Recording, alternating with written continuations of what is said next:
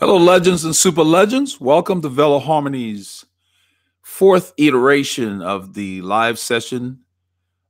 See, we got a couple of thumbs up. We got 3 people here. There are more people coming. I've been testing this thing for the last 3 sessions we did, and my test account actually got a notification. I'm responding to Simon Moses's comment. He's one of the original super legends on the channel, and he was asking if I could send an email when I schedule these, because right now we're trying to find a sweet spot to accommodate everybody. We've got a lot of guys in Europe and Australia and so forth. And it does send a message. My test account got a message 30 minutes before this thing came out. I got a notification that said Veloharmony will be going live in 30 minutes. So that was kind of cool. If you're not getting the notification, good afternoon, Craig. I hope you guys can hear me. I placed the mic a little further away than the last time. I want it to be hands-free so I can use the keyboard when people ask questions that I got to look up. Good morning, Ron. So just let me know if you can't hear me. Hey, Robert, because I think I tested it. I tested the mic being away from me, and it's picking up fine on the test software. But if you can hear me fine, then just verify that. But anyway, what I was talking about is my test account got a notification. So you should be getting notifications when I schedule these things. If you're not, go into your setup. Good afternoon, John. Go into your setup and make sure you've clicked the bell icon where you subscribed, and tell YouTube to send you notifications. They tell you, they give you choices of always. Hey, Paul. They give you choices of always. Paul, we're talking about notifications. My test account got a notification 30 minutes before this session to let me know that there was a scheduled live session. So you guys should be getting notifications, but YouTube is inconsistent. Even when you flag to say you want, thanks, Craig, for confirming that. Even if you flag to say you want notifications, sometimes YouTube won't send it to you till like 30 minutes after the thing has started. And so there is a choice for saying, send me notification, I think occasionally. I just told it to always send me notifications. So you might want to check that to make sure you're getting your notifications. The backup is periodically check the channel page, because anytime I set them up, it will put it on the channel page in the sections. It will tell you what's coming.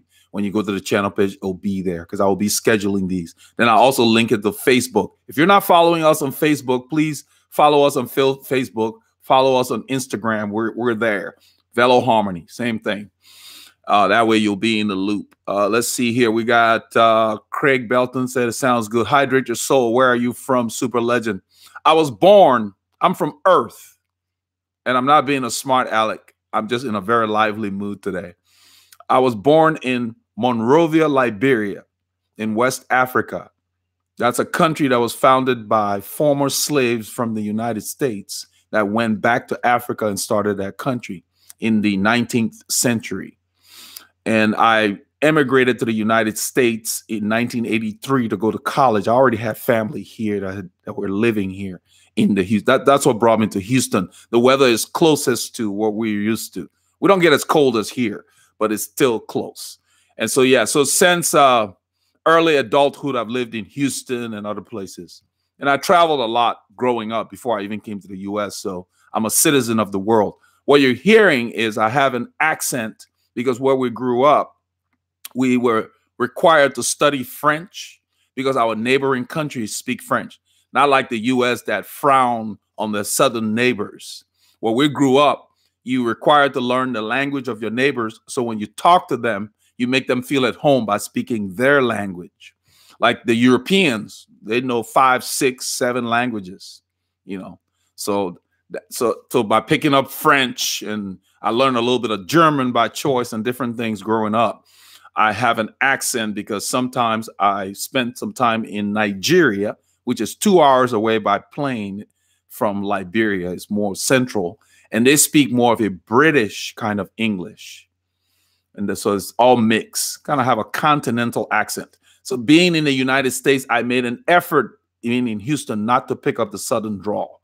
I don't really like it that much. I mess around a little bit when we go to Tomball. I say, we're in Tomball, Texas. And then Paul laughs, you know. But yeah, that's it. So I just try to speak English as properly as I can because my parents used to instill in me that if we're going to spend the money to send you to school, you need to sound educated. That was the kind of household I grew up in. I grew up in a household of academicians, so it was pushed. Okay, so let's see. So yeah, it kind of has an island kind of twang. It sounds like I'm from Jamaica, but I'm not. That's that British / French / whatever, and all the dialects we had. Hello, Mr. Eldred. This is Rodolfo Ramirez, Master Legend, and everyone on the channel. Welcome. Freedom Cycles. Purchase the light you recommended. It's fantastic. Great. Creed-led. Yes. Make cycling basic. Yeah. What you guys will find out as this channel continues to grow, nothing's going to change. I will never recommend something that I will not be willing to use myself. All the reviews I do, I buy them. Even the things that people send, before I tell them to send me something, I go and check out the product and see if it's something worth bringing to the channel. So yeah, when I did those lights, the review for the lights, my biggest issue and concern was the camera going to represent what the light was doing in real life? Because the light was faster than the shutter speed on my camera. So it was catching every other strobe, if you guys know what I mean. So yeah, those lights are awesome. I love them. We light up when we're out there. Let's see here. What's up, Alpine? Welcome. Craig Belton, I received the notification. Excellent, Craig. If those of you who did not receive the notification, go back and check and make sure you click the bell icon when you subscribe. In your settings, you know, you can probably search on YouTube. They're not very user-friendly, but just make sure you tell YouTube to always give you the notification for the subscriptions that you want to be notified on. Because they have a choice of, I think, periodically or sometimes. I don't know why they would do that. You know, the channels I subscribe to, I want to know. When Nick Nimmin put out a video, I want to know because I want to keep growing this channel. He's the guy that's guiding me on how to grow this channel. He gives me ideas on how to roll things out. That's why we're doing this live session now.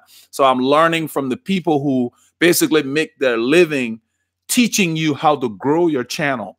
And so even though the content is great here, I didn't want to rest on my laurels. I wanted to hook up with professionals that would guide me. So when you look at the channel page here, let me see how I worded it.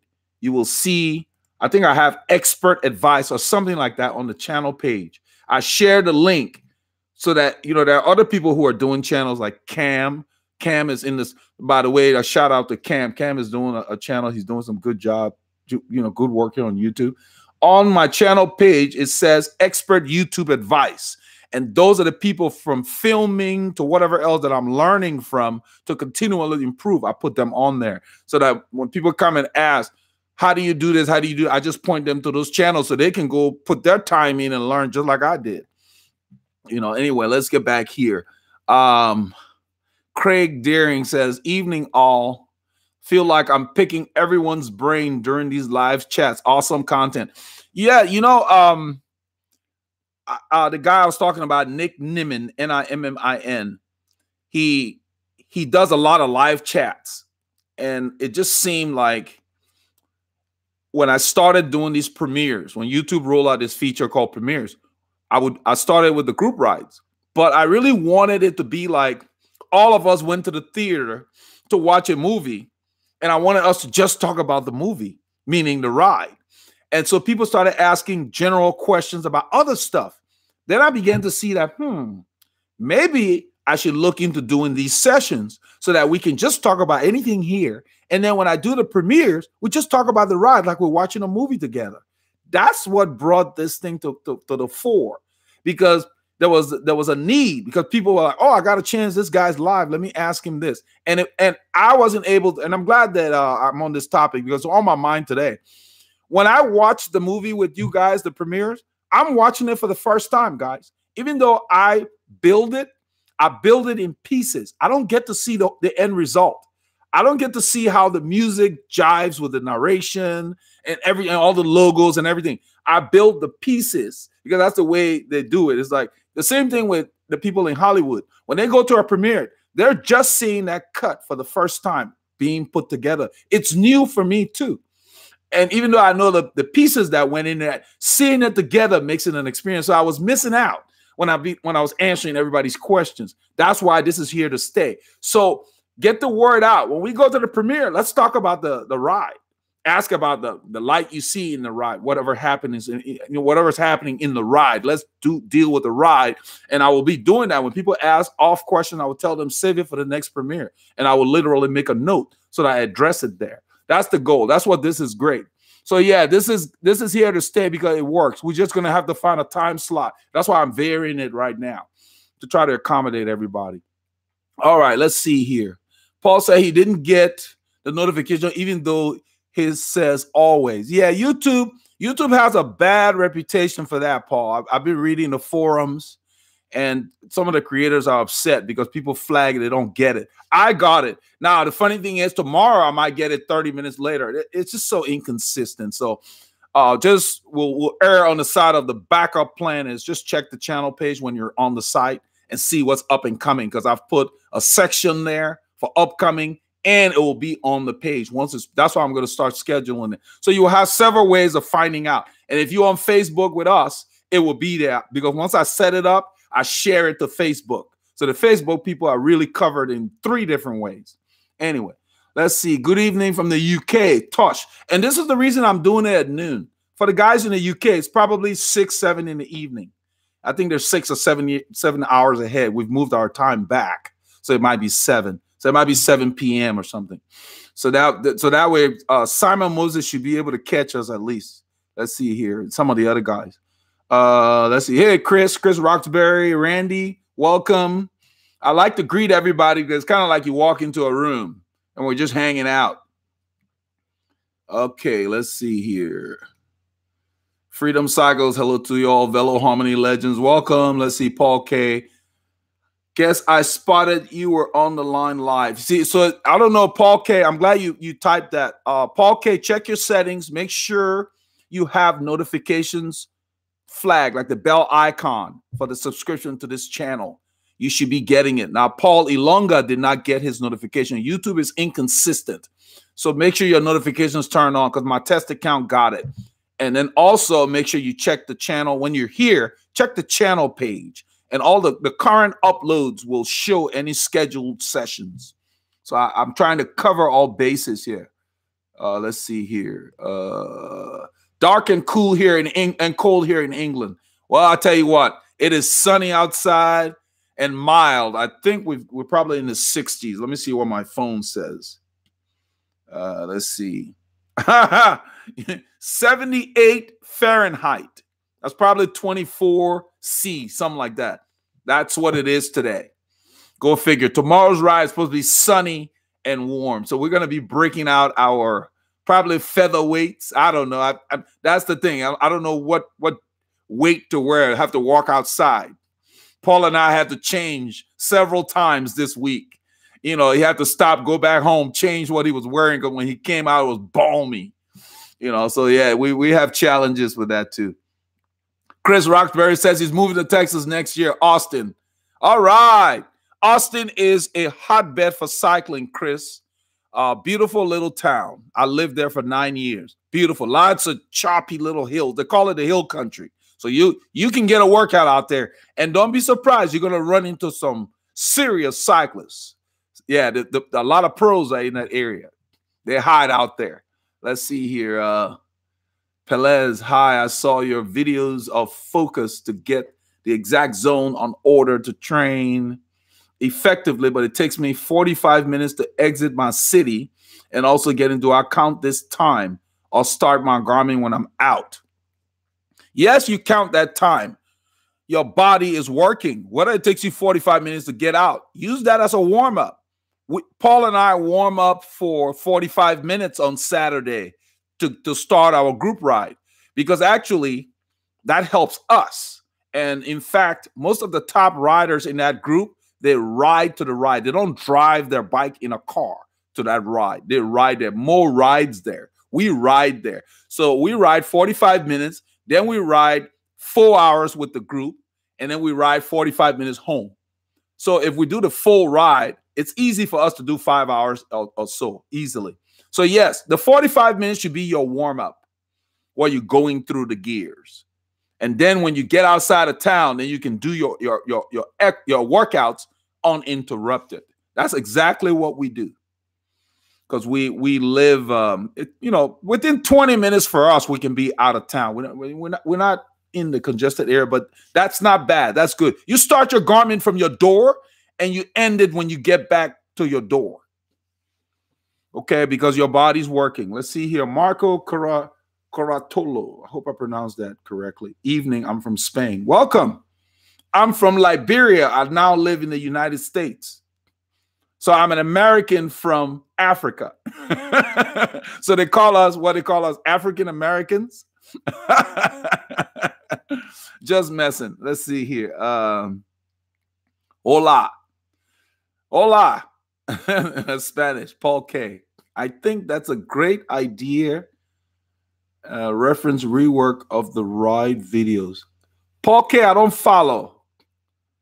Rework of. Oh. You're talking about just focusing on the ride. Well, I was talking about just talking about the ride videos. I don't know. Maybe you can elaborate, Paul K. I'm not following your comment there, and I'll come back to it. I want to ask about buying the VH kit. Can we find it work to build a team here over the pond? We need 15 orders. I've set up the site to where if you're patient, because you'll have to be, because I can't give you a timeline.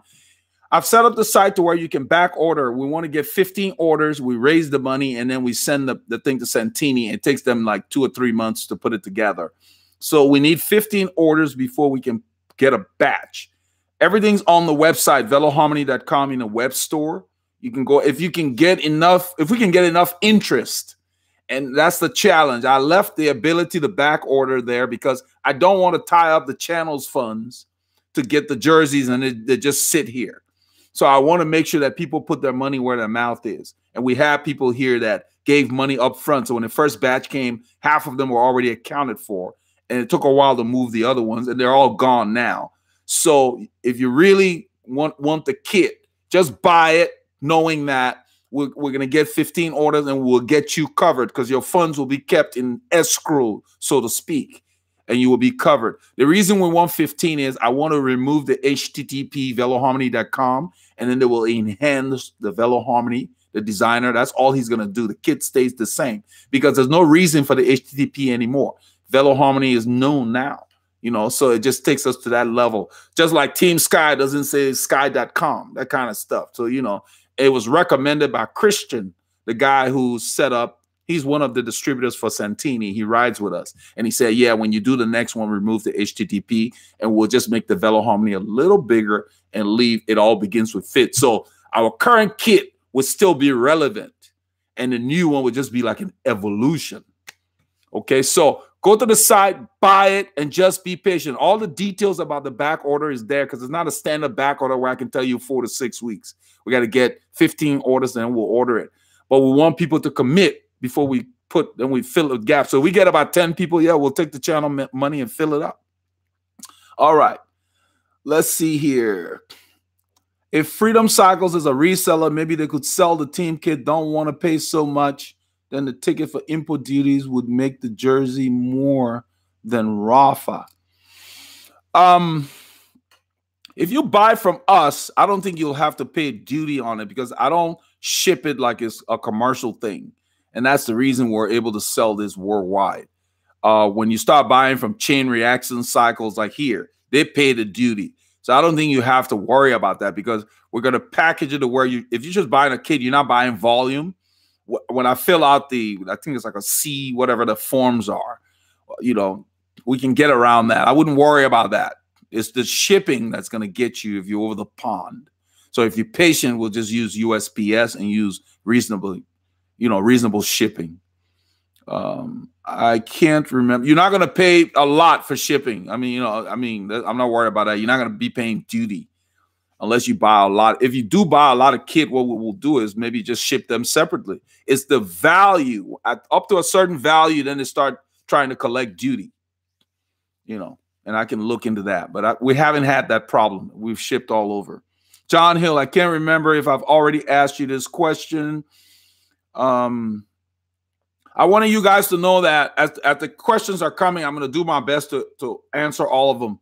But like guys like Chris Roxbury, Robert Tengler, we consider, you know, the super chat feature, they've already tapped into that. So if they pop a question and we're very busy, Don't take it personally, but I'm going to take care of the super chats and then I'll come to your questions. I just wanted to put that out there because those guys are super chatters. Let's see here. John Hill. I can't remember if I've already asked you this question, but can I improve my cadence without clipless pedal? I think that's what you meant. Yeah, you can, but you just got to be careful because if that pedal slips, it's going to smack you in the shin.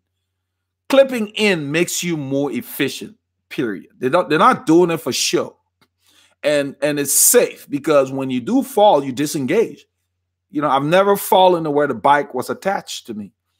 You know, so it's just better. So yeah, you can improve your cadence somewhat, but you're not going to be spinning 120 on a detached pedal. I wouldn't want to do that. That sucker hurts. As a kid, those things, when we rode those and they would hit you in the shin, they hurt. At least a bruise. What's the right sock length? Paul Griffin. Now that's a guy after my own heart. Yeah, that's important. I like mine right below where my calf muscle begins. You know what I mean? Some people go higher, but I like mine just right under the calf, which is kind of standard. That's what the pros are. I don't like the ones that look like back in the day when you're playing tennis where you can't tell if they're wearing socks. Some guys still wear them. Nothing's wrong with that. I just like to cover my skin. The reason is when you're out there, there's a lot of debris on the road. And sometimes, you know, I've ridden for a long time, you know, like what, 30 years now. I added it up because people kept asking me in the last session. 30 years structured training. You pick up a lot of grit on the road. And sometimes I'll get home and I'll just have an irritation. Like it'll just be itchy. So, you know, I keep Gold Bond medicated powder. I got Emmons powder here in the house. So after I clean up, and I'll put it on my skin because you don't want to scratch too much. Then you can irritate the skin. So you're out there, you're exposed. The crap that gets on your chain gets on your face. That's why you want to wear glasses. It's not for show. It's to keep those bugs out of your eyes and keep that grit out of your eyes. So you're out there for hours. There's just stuff in the air. The cars are going by and they're even if you can't see the dust, there's stuff getting on you. You know, and it gets on your kit, it gets on your hand, or sometimes if you do this with your arm, you can feel stuff on your shin. So yeah, so I try to cover as much as possible. So but still on the side of erring, on the side of still looking cool. Because I don't really like the socks that go all the way to the knee. Some people do that. You know, some people wear, I don't like that look. That's just me. Yeah, I'm vain. I like to look good. You know, so yeah, I keep it under the calf. There's no right or wrong. Find what works for you. Okay. You know, there are all lengths out there. I mean, and most of the manufacturers will have short, regular, long socks. So just find the one that when you look in the mirror, you like the way you look. That's what matters. You're dressing for you. Let's see here. Alan Moga. Hello, VH. What is the impact of my body if I change the frame from 53, 54, 55, but the measures remain the same? There is no impact on your body because the seat post will still put you at the same point in space. Your saddle height remains the same. It's just a matter of how much seat post will be displayed. As you go on a bigger frame, you know, the thing is a bigger frame gives you a longer top tube for standard frames. That's how they make them. The taller the bike, the longer the top tube. The shorter the bike, the shorter the top tube. So us guys with long arms, because I can ride a 55. My 55, in fact, I will get to that in a bit. I guess it's related. I was on the phone with the builder yesterday. Kish Fabrication has decided to become one of our sponsors because there are a lot of people contacting me. In fact, I have on the list to make a video about the custom bike process. What people are finding is they're paying a third of the price of a specialized Venge for a titanium bike like I have that is built for them and they're loving it. So if you can pay $5 grand for a bike built for you, why would you pay 15 grand for a bike you can't fit? Then they got their own special seat posts that can't put you where you want to be. So people have been contacting me asking me about the bike that I ride and the custom building process. So Wesley Stephen had sent a note a while back about this process and how confusing it is. So we've decided to become an intermediary, so you don't have to worry about dealing with the builder. We will size you and get your numbers to the builder so you know you get the frame that fits you. I've been doing that for people, and I contacted the guy and said, I can't keep sending people to you without a deal. And so he decided to sponsor the channel. You know, nothing major, but at least to where people can come in and say, Veloharmony sent me, and he will send you to us and basically make his life easier. When you work with us, his life is easier because he's not going to have to do 10 drawings for you to approve. You know, it just takes a lot of time because they draw your bike and they send you a picture and you got to approve it before they start building. And when he works with me, he does one drawing because I size people. But when he's working with the consumer directly, he said it wastes his time. So that's what we're getting into. But basically, what I was getting to is my 55. I believe the orange is a 55. My 55 has a long top tube, longer than what you would find in a store. But what I found was I would prefer an even longer top tube so I wouldn't have to put a 14 centimeter stem. I'd much rather have a 12 or even an 11. So when I mentioned that to the guy on the phone, the builder, he said, oh, yeah, I can do that. I can keep everything the same and make it longer. So imagine having a custom shoe being made for you, for your foot, to where you're paying a third of what you could buy in the store. And so it's a no-brainer. And so it's something I want to promote on here for people who are in the market for purchasing bikes to not feel like they're stuck with what's sitting on the shelf. You can pay less money and get the quality that you would get out there. You know, and you know, there are carbon manufacturers that make custom bikes if people are really hung up on carbon. I like the metal bikes. But to just wrap up your question, the measures will be the same. On a larger frame, you would show less seat posts. On a shorter frame like the 53, with the seat posts, everything being the same, you would show more seat posts. You just got to be careful that you don't have the bike so big that your seat post display is like this. Then you can't even attach it to a rack or to a stand to work on it. So within reason, you need to find out what frame fits you best. If you're buying the frame, that's why we do bike sizing as a service here. Find out why spend $5 grand when you can spend $100 or $80 to make sure you got your size. You know, that's something. So yeah, so your question is kind of letting me think that you're not sure or whatever. But yes, you can ride within 2 centimeters up or down. But if it's off the shelf, you can run a risk of having a top tube that's too short for like the 53, and then your stem may not even, because they don't make a 17 stem. You may need a longer stem than what's available. Then what do? That's the risk. Paul, let's see, what is that? Paul Griffin? Yeah, Paul Griffin says, power meter banned from big stage races. What's your views? I talked about that yesterday, Paul. They're not going to be banned. They're throwing the ideas around. It's something that just threw out. Perdome said he thinks that it's something they should look into because they want to animate the race and all that kind of crap. I don't see it happening because it's not an issue. If somebody wants to go harder, they can go harder. So what if somebody's looking at a power meter? What does that mean? The power meter doesn't ride the bike. The people do. I don't think it's going to make a difference either way. So if they do ban it and the teams have to yank all the hardware and the crank, it's a big headache. You think about all the sponsors and all of that are tied in. I just don't see how they will pull that off. It will hurt them as a race because the sponsors' money will be pulled out of there. These guys are promoting these products that work. But power meter is a trick. It's like saying we're not going to let the guys at the auto mechanic shop use Craftsman wrench. Everybody has to use Snap-on tools. So what if Snap-on tools is 5 times as expensive? That's just a brand. It doesn't matter what wrench you're using. It's only as good as the mechanic that's wielding it. So if he's looking at a power meter and this guy wants to attack, because that's their claim that Sky, they didn't say Sky, but that's who they're aiming it at. They're saying that they're keeping the race is boring because nobody can attack. Paul and I talked about it on a long ride this week. Look at it this way, guys. The race is hard. That's why nobody is attacking. So if these guys are using power meter and they decide with this tool, I can peg it at 400 watts. And let's say in the past, there was no power meter. So people were riding maybe 200 watts, 250, 180. And so somebody could attack to 400. And so you saw that as action. Okay.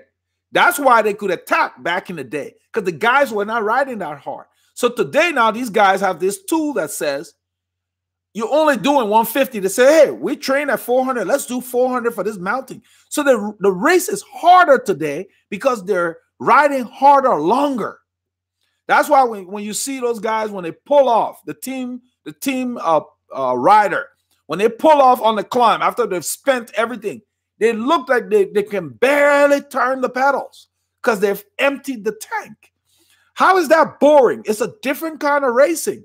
Instead of keeping the pace governed because they didn't know, they didn't have those tools. They were just hanging and just riding. So some guy could attack at 400. Well, maybe they need to start attacking at 600. But guess what? They can't do that. That's why you watch the pack. It starts with the peloton and all of a sudden it gets smaller and smaller as the race goes because it's hard. Everybody spread all over the mountain, in little groups. It's a hard, dragged out race because these guys got the effort high, and that's intentional. They make it hard enough so people can't attack. It's not an accident. It's a different kind of racing. Back in the day, they used to do that. They didn't have a power meter, but there were times when they would say, we're going to keep the tempo high so nobody can attack. They do that even in the flats.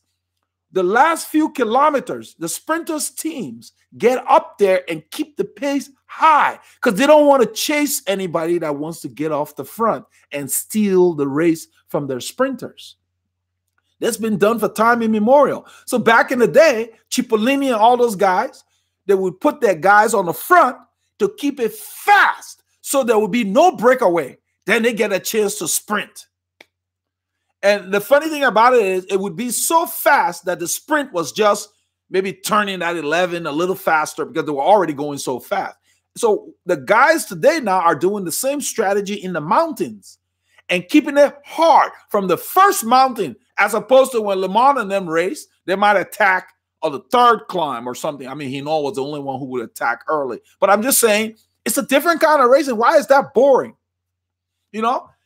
I'd like to see Prudhomme get a bike and get out there and try to sit behind Sky, and let's see how 400 watts feel. Let's see how boring that is. Yeah, he's not riding a bike talking about it's boring. These guys are not attacking because it's hard. You can't blame them. The race is hard, and that's just a good strategy. Like somebody, I think Roger de Vlemick, somebody mentioned here, he was saying that Matthew is not riding smart because he's dominating or whatever. Whatever gets you across the finish line, that's smart enough. If you win the race, how is that dumb? So no, if they do, it won't change anything because I read the article, they interviewed Froome, they interviewed the Olympic champion. They don't depend on that crap. They glance at it. When you're riding, you're paying attention to how you feel. Those things, you spend more time after you're analyzing at home. People just think because Froome looking, he's glancing at that stuff and he's riding pain. When you don't have it, you don't have it. The power meter says 400 watts, you feel like crap, you're going to back off. The power meter's not doing it. So no, I wouldn't sweat it because they'll lose a lot of fun, funds from the people that support the race and the monies that are coming in from these companies that are selling these products. It's not going to kill the power meter because it's a good tool. So I don't see why they would do that. It doesn't make any sense. Let's see here.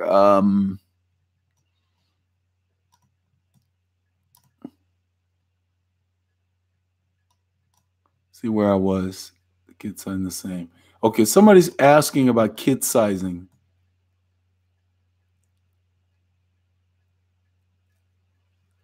Yeah. So I'm skipping the ones where people are chatting because we're kind of hanging out. So Paul K, is the kit sizing the same as Rafa? How to know the correct sizing? Paul K, there's a size chart on the website. Just go there. Everything's there. All the measurements are there for you to know. You will have to size yourself, and it's true to size. I put some descriptions on what to look out for. It's standard Santini sizing. It's not like Rafa. It's Italian sizing, so you size up.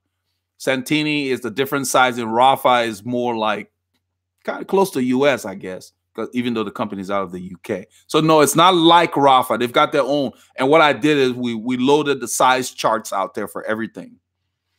Let's see. Austin, Texas, land of Stevie Ray Vaughan, great place. Yeah, somebody's talking about Austin because Chris Roxbury will be moving there.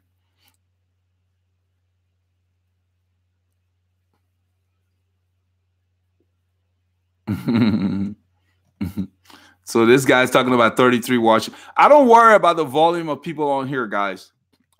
Remember, this content is being recorded and it's gonna be stored. I even put a thumbnail on there, and people will come.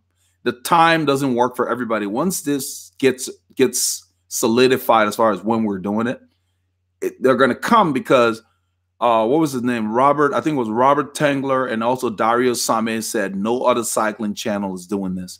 This requires a lot of preparation. This requires a lot of commitment of time.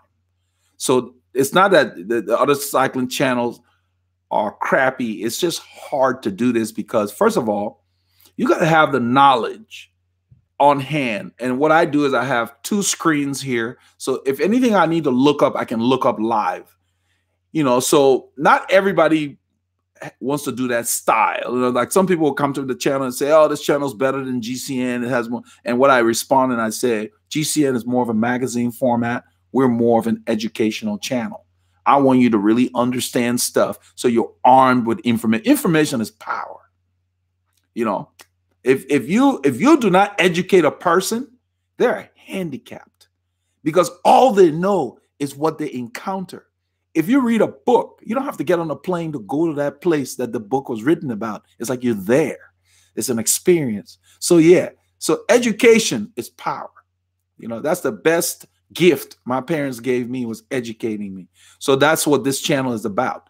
I don't look at numbers. I want quality. You know, people have been contacting me. Oh, you can buy subscribers. You guys know, sending notes as the channel has gotten popular. You can buy subscribers. You can have the. I don't need quantity. I want people who want to learn to come here. I don't want people who just, you know, yeah. So I ain't buying no subscribers. People will subscribe because they find that, man, I watched this video. There's another one related. That's why people subscribe. They come in and say, wow. It's kind of like you go to a library and their books are crappy. You're not going to go back. You're going to go look to another library. And when you find one that has a lot of books on the subject, then you say, oh, I need to record the address of this library. That's a good analogy there. So no, I don't worry about the numbers of stuff. It's just the time of day, and people, this is new. People don't know about the live stuff, but it's necessary, and I explain why. I don't want us doing this when we premiere the group rides. I want to watch the group rides with you guys. I love that premiere feature. It's like we go to a movie together, and we can talk about what's happening in the ride. Hey there, this is MGS. I can't say the rest, but welcome. Daniel Otero, hello again from Boston. Hey, Daniel. Paul Griffin. Paul Griffin is asking the best way to raise your FTP. I answered that yesterday. He wasn't here. I'm not going to go as in-depth as yesterday. Paul Griffin, to raise your FTP, you need a structured training plan. Okay, you need to have a balance of training at the different zones, not just FTP. You need to be able to train below and over it. You need to maximize your time, and you need to have enough rest so your body can recover. Then you need to, since you're talking FTP, you need to make sure you've gotten your threshold test done and you know your training zones. So you don't have to train at FTP to improve FTP. If you improve your base, then your FTP is higher. It pushes everything up. You know, so I'm going to say it this way because it comes up a lot. You don't need to train hard all the time. It's actually detrimental to you to train hard all the time, physically and emotionally. Don't disregard low intensity rides. That's what builds the blood capillaries in your body that will carry more fuel when you're going hard. And a lot of us, Simon Moses said it. He said, nowadays is an instant society. Everybody wants things now. There's no shortcuts to getting fit. Just like there's no shortcut. There was a guy that came to the channel. I'm going to get a little off track because it was important. I corresponded with him in the comment section. He said he's 60-something, 64. He knows himself. 64, so I'm overweight. And whenever there's a comment like that on the channel, I have two choices. Either I remove the comment or I correct it, because I don't want another person reading it to think that's why he's overweight. You're overweight because you've been sitting on your butt and eating. You're not because he's 64. That was the point. He was acting like because he was that age, he can't lose weight. That is not a true statement. The reason why people have challenges losing weight, and I've already told him, we communicated, is they don't want to change their lifestyle. They're not willing to do the work. You put on the weight over time, then you realize you're heavy, and then you wanted to go eat tomorrow. Not going to happen. You got to change your lifestyle again from what got you to weight. But equating it to your thing about FTP, don't focus on FTP. Focus on your whole riding plan. You don't have a plan. That's why you worry about FTP. If you have a plan, the structure will say, today we're going to do this. Today we're going to do that. Then today we're going to hit FTP. Then today we're going to go over FTP. Then tomorrow you rest. And that's what will increase your FTP. So that's why I started with, to increase your FTP, you need a structured training plan. That's why the riders that race have a coach, because they want to get there quickly. They don't want to just ride around and get lucky and get in shape. They don't have that time. They got a race coming up, so they design a plan to get there. We have a lot of people that want to lose weight, and they come to us, and I put them on the same plan that racers do. And then they'll ask me, is this a weight loss ride? And I tell them, every ride is a weight loss ride. There's the guy I was talking about who said he's 64, can't lose weight. He even quoted, he said some actress, I think it was either the lady in Star Wars or somewhere. I hope I'm getting that right. The actress made a comment that if you want to lose weight, don't eat. And she was being, facetious about it. But yeah, you can't expect to eat every day, do nothing, and then lose weight.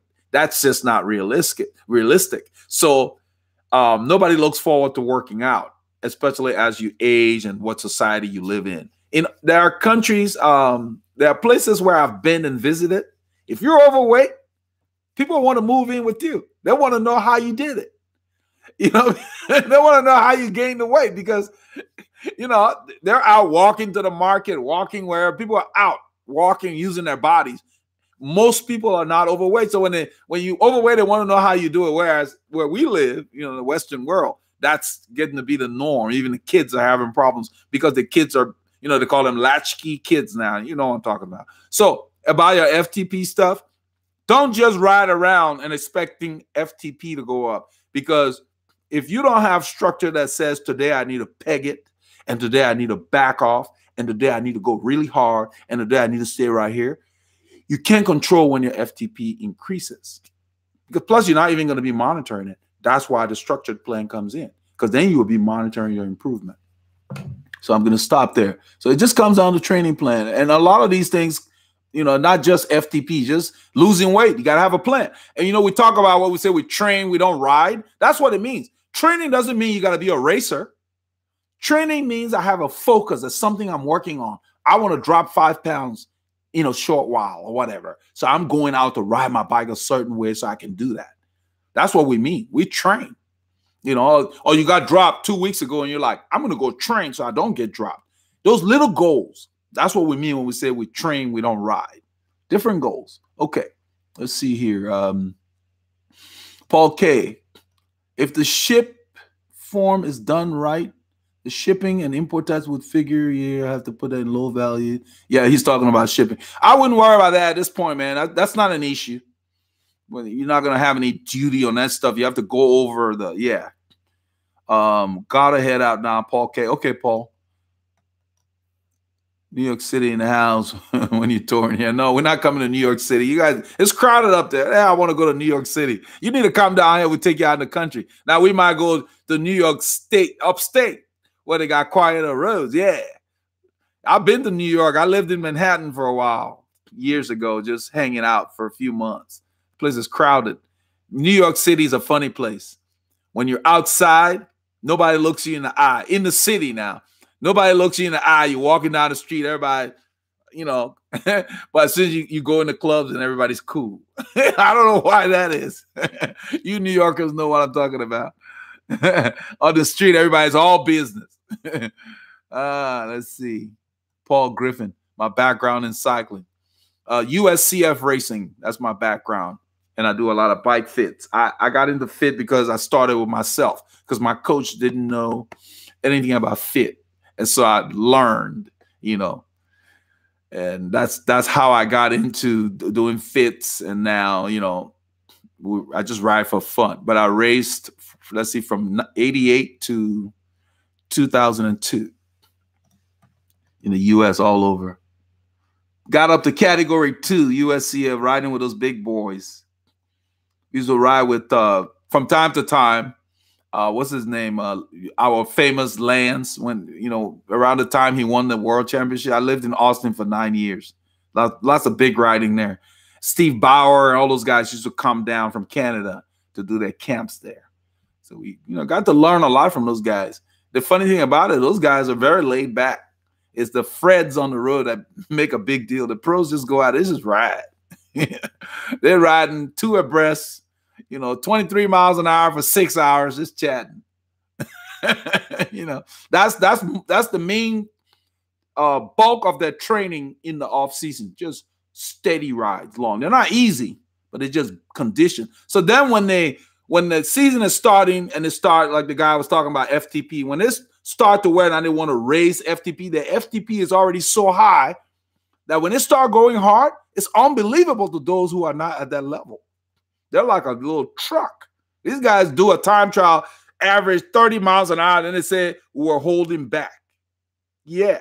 Le Mans and them, all of that same category group they were in. They'll do a time trial, they'll hold him back because they don't want to go over the red line because it's that time of the season. That's the thing about structured training.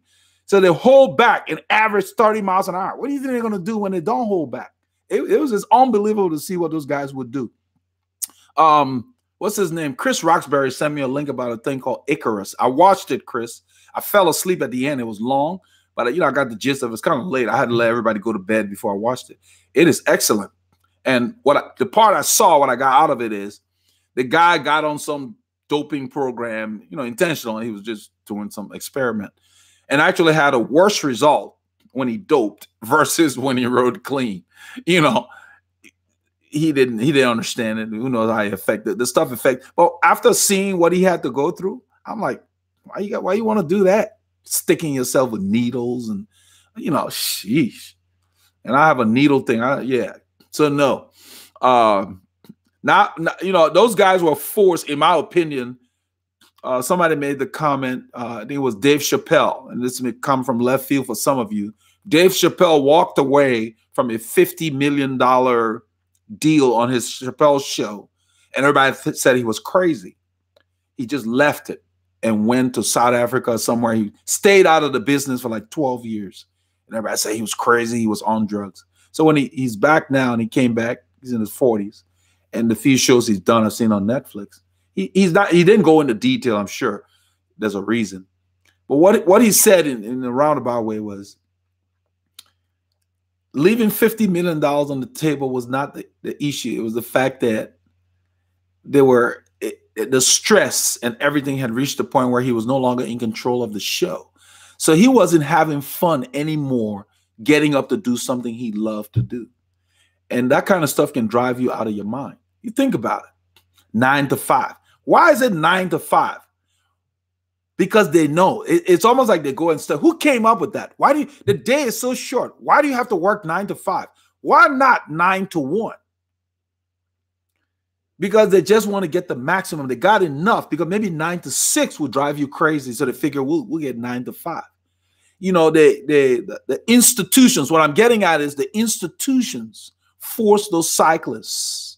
I'm not blaming them because, you know, my man, I was pulling for him and he let me down. He was lying all those years. Y'all know who I'm talking about. But, you know, we're all people. We got to do what we got to do. But they were forced to do that. For many years, I would read stuff where Lance was complaining, you know, these guys that we used to ride away from are winning all these races. We know they own stuff. And yeah, so they made decisions to do that. But what I'm saying is the problem is not the riders, it's the structure. And that's what people need to look at. Why were they forced to make those decisions? The people who are making the money, you know, how did they pass those tests? That's what this Icarus. And I think Icarus, I remember I watched a James Bond movie. I was going to look it up online, the meaning of the word. There was a James Bond movie I liked with, you know, I love to watch Pierce Brosnan when he played James Bond. And Icarus has something to do with shedding light on the subject. So you guys need to go on Netflix and search ICARUS. It's about our sport and all this doping crap. Those guys were put in a situation to where they had to make a choice about their career that they should not have been put into, you know. So, and then some of them did that and they didn't improve. Not everybody that does that will improve. You sit on the couch, take all the drugs you want, you're not going to do nothing. You got to have something to enhance. And then if you can do it and then you have a bad week or a bad month, you still won't meet your goal. You know, and that's the thing about this documentary that was funny. The guy did better when he was clean than when he got all that crap. And they showed all the crap he had to go. He poked himself with a needle and be bleeding. I mean, God, no. Not worth it. They should not be forced to do that. So they do need to clean up their mess. The Tour de France and all those big races have had that forever. Ankle socks or calf almost to the knee. Oh, somebody's talking about the length of socks. When will you create a Strava group? Where you been, Freedom Cycles? We're on Strava. I think that question's been asked before. We're on Strava. There's Veloharmony there. People are in the group. People posting miles. I think, what's his name? Serrano, riding 500 kilometers a week. The guy's putting in some monster miles. We have a Strava group. We have a Facebook page. You have to go and request to join. Let's see here. Long arms, long torsos. MGS, BOED, MISODPC2. That's a heck of a handle you came up with. Nobody can pronounce that thing. You got more synonyms than the people from Krypton. Not synonyms, I mean consonants. There you go. Okay, he says, I am a 34-35 arm length. That's close to me. Yeah, that's nothing unusual about that. You know, I'm 6'2". That's normal. When I played basketball, I was a small guy. Most of those guys were 6'8", you know, and so forth. So no, that's nothing unusual about that. What's happening is the manufacturers are making fewer sizes these days. They don't make as many bikes for you to choose off the shelf. That's what's happening. So you may want to look into getting a custom bike. I talked about it earlier. We have a custom builder we deal with if you want to go through us. Because the custom bike's cheaper. You're going to get exactly what you want. Cheaper, I mean, depending on what you put together. But compared to the, you know, $13,000 for a specialized Venge off the shelf. My orange bike, the frame, was $3,700, the frame set. And then I sourced my own Grupo. So for $5,000, you can have a custom bike, depending on how you do it. You know, so there's no reason to be spending that kind of money. And you don't need to get a custom bike just because you're tall. Just get a 58-centimeter bike. Most of them will fit you. That's about your size. If you're tall, 58, from 56 to 58, with conventional, you know, frames, it will fit you. Let's see. What a great idea to help people get into a custom bike. Yeah, I'm gonna do a video about that because that's Randy Hongo. I talked about that earlier. Wesley Stevens, one of our supporters of the channel, he had asked about that. He sent me an email about putting a process together, just explaining what it's about. It's very cumbersome, and there's a lot of pressure. Here's why. Nobody wants to spend, say, $4,000. You know, the custom bikes, they have reasonable prices, but if you get crazy to where you say, oh, I want you to lighten this and lighten that, they have those options when you go. It's kind of like you go to McDonald's and you get a dinner and there's a package. And so it's cheap. But then you start adding all the a la carte stuff. It starts adding up. Same thing. And then people are afraid that if they don't measure themselves correctly, they get the wrong bike. Even the builders are worried about that. They don't want to. Those guys, everything they build is almost like their child, because they're crafted by hand. Especially the guy we use, a small builder. they remember every bike they build. They take it very personally. They want you to love it. So they really spend a lot of time making sure the numbers are right before they begin building. And so when I started sending him people, he was very happy because I will send him somebody I have fitted either remotely or whatever. I know how to get people to get the numbers right, or they have a bike that they already like. Then they just give me the numbers from there. And we kind of verify everything and then give him the numbers so he can just start building. Because if you don't get it right, then you end up with the wrong bike anyway. And then it's not custom for you. So really, it's just it's a good thing to look into, because if you're in the high-end market for a bike, let's say you want to spend 10 grand, you can spend half that and have a bike built for you. And it's the kind of riding you do, because his forms, he asks for that. And a lot of people go to his site and they're kind of intimidated, because there's a lot of stuff he's asking for the average person doesn't come across every day. So it can be a little technical, you know. So yeah, think about it. I will do a video on just how the process works. I will show his forms and all of that so people can see it, because some people like to do it on themselves. But if you're in the market for a bike, I want people to know that you're not stuck with these guys who just want to build small, medium, large, or whatever they're doing now. You're not stuck with that. You know, he doesn't do carbon. He's doing only titanium right now. I know Calfee does custom carbon for a fact. So yeah, there are custom out there. But this is more, I'm going to do a video for the custom market for those who want to consider that, because it's less money for something that fits you to a T. So yeah, you can't go wrong there. All right. Using your group, this is Jason Hinton, using your group ride recording when on a trainer. Yeah, I use it too. I use it really to critique or improve on, you know, and I only use it when I'm just spinning. But when I'm doing workouts, I don't need anything on that. So yeah, a lot of people use that.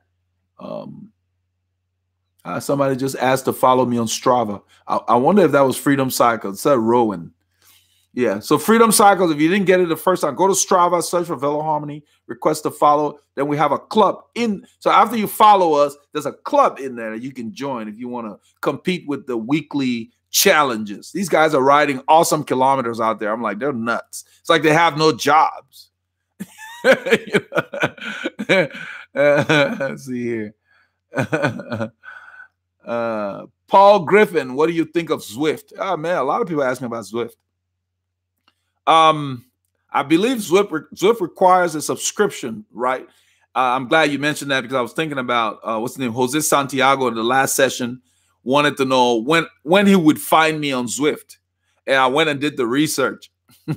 So I don't want to sound cheeky, but I'm not going to pay those guys for me to get an avatar to be on Zwift. Does nothing for me, you know. That's just, you know, that I can use that money for something else. So you're not going to be seeing me on Zwift. Now, if Zwift is what it takes, there's a lot of people going to Strava. I guess this is working. People want to follow us. Yeah. If Zwift is what it takes to get you to achieve your goal, because it's hard for some people to start a program or to stick with it. If that's what it takes to get you to ride your bike all the time, I'm all for it. The people who have structured plans don't really need Zwift, because they're not going to be bored. They got specific things to do for every second they're on the bike. And by the time they're done going through it, they're done. There is no boredom. So Zwift is good because you can get out there. I've checked it out. They've got some workouts or whatever. The problem is it's not designed for you specifically. So you really need to make sure you've done your threshold tests and you have your zones so that you're in the right zones. And then what Zwift will do, it takes your mind off of things, meaning it'll show you a mountain pass, and then you have other people, and you can probably hook up with people you know that's on Zwift. That's the reason I realized that Jose was saying, when is he going to see me on Zwift? He wants to see an avatar that says Veloharmony. Well, contact Zwift and tell Zwift that Veloharmony wants you to send them an account so we can bring more people to you. But I'm just not a big fan of monthly stuff. You know, that's why if it works for you, great. But at some point, the expense adds up. So if that expense will stop you from being able to ride your bike, because you got to go work to pay for Zwift, then cancel Zwift so you can ride your bike. I hope that makes sense. All right.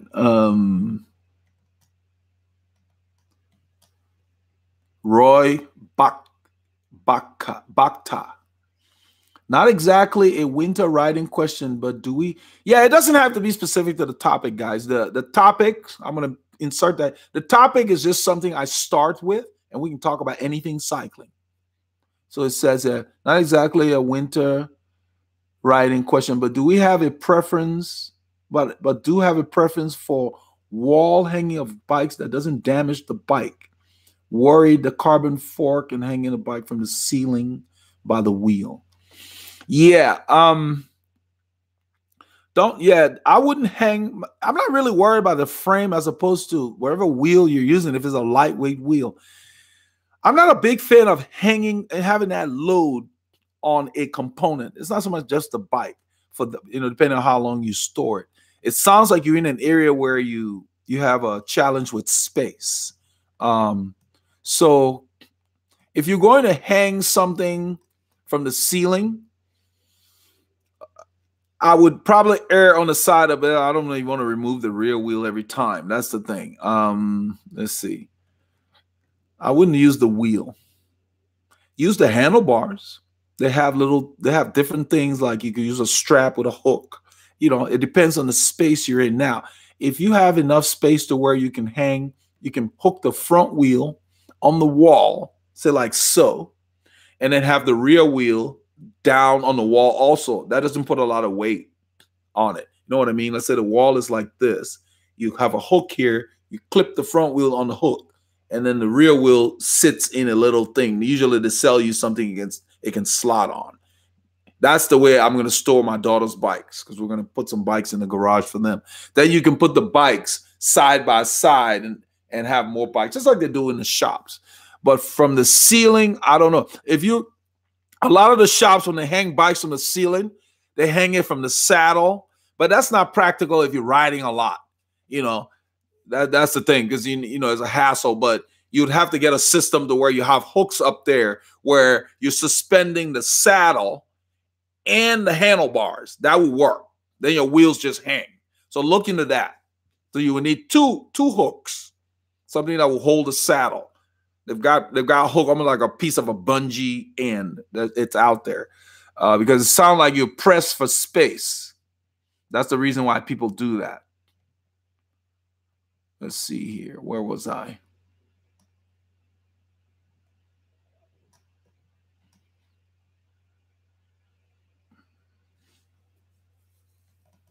I'm skipping where Paul's talking to people, and that was yesterday. No. Some of these questions I've seen before. It's like deja vu. Somebody asked about, do I recommend grandfathering in Texas? Someone else asked about that the last time. No, I don't mind. If it's your first time here, you're not going to know what we covered. I don't mind that. I'm just saying. Okay, here we go. I want to see the power numbers on my TV. That would be cool. Well, yeah, somebody mentioned that the last time. I don't own a power meter currently. I'm looking for a power meter that I can easily move between bikes. I don't own one because it's not a need. I've owned it before. I've trained with it. Not a big deal. So I'm not I haven't seen one out there that would work for me at this point. They have options out there, but so as the channel grows and we get more funds, yeah, even then I still want to use it for something that will allow me to move it between the bikes. I don't want to be stuck on that. So if you have access to a power meter, you want to loan me, I would put it on the bike and you can see all the numbers you want, because I don't even look at that when I'm riding, because I know what the numbers are. A power meter is very humbling. When I got the first one, the first day I went out to do my sprints, I was like, the numbers were low. Yeah, I contemplated returning that bad boy. So, until I got to where I could get the sampling right, because the numbers are jumping all over the place. So yeah, People have asked, and it's on the list, but it's not a priority at this point. It would be nice to have, and we just don't have it in the budget right now.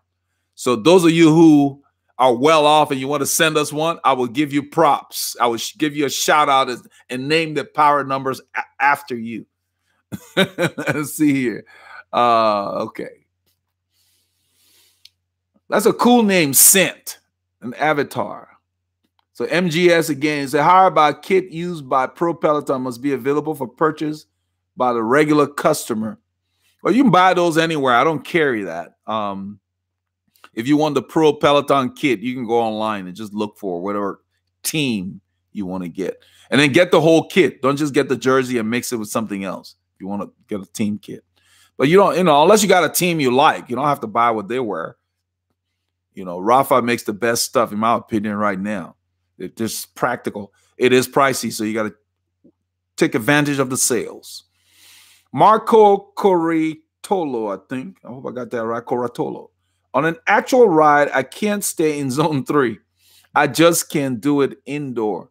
On a real ride, I'm always in zone 4. I don't know why, but I can't go slow and control the heart rate. I don't know, and MP. I'm not sure what that is. I guess that's your cadence. And I'm fitted, though. You're always in zone 4. I hope your zones are right because, well, yeah, your zones are fine. It's up to you what zone you're in. You need to shift. If you're in zone 4, shift down. For that part of the terrain. You control that. So if you're pedaling a particular gear ratio and it puts you in zone 4, you don't want to be there that day. You need to pedal an easier ratio. Now, if you're riding with other people that you want to keep up with and they're causing you to get in zone 4, that means those guys are a bunch of nuts and they're pushing that day. You may have to let them go and slow down.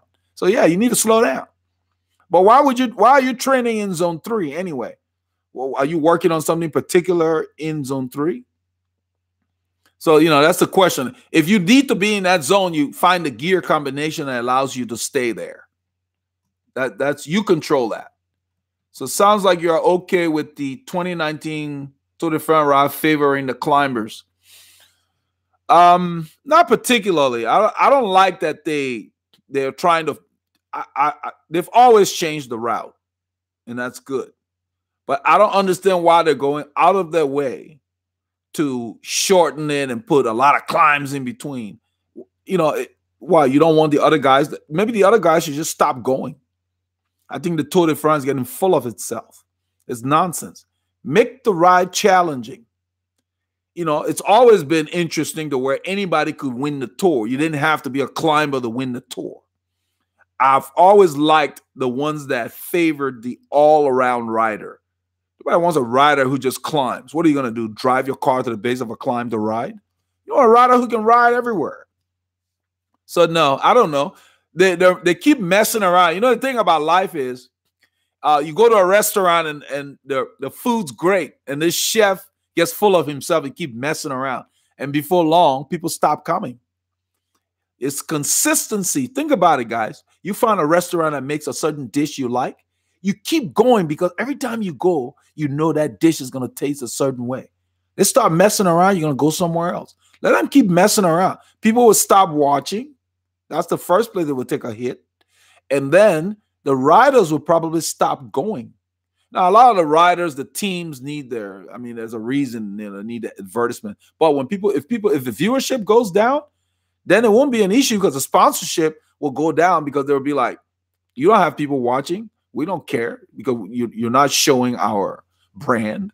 So they keep messing with a winning formula. They might diminish the brand of the Tour de France. I really think they're looking at their heart rate monitor, making sure they don't blow up. Daniel Otero, you don't need to look at your heart rate monitor to avoid blowing up. You can tell by feel. When your breathing starts changing to where you feel like there's not enough oxygen, you back off. It's not the numbers that tell you, it's the feel. Those numbers, like I said, when we used to race, you're doing a ride, and let's say you're in a breakaway, and all of a sudden, you're riding great, and then you blow up. You know, you got in the breakaway, you were going fine, but you went hard for too long for you, and then you blow up.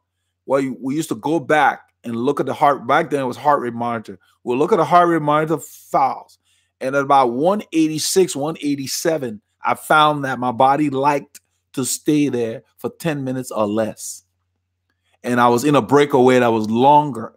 So you learn from that and say, okay, unless I'm going to train at 187 beats per minute for 15 minutes, when the next break I get in, I'm going to take shorter pulls and make sure I'm not pushing myself up there by taking longer pulls, trying to make the break work, doing, you know, the larger volume of work.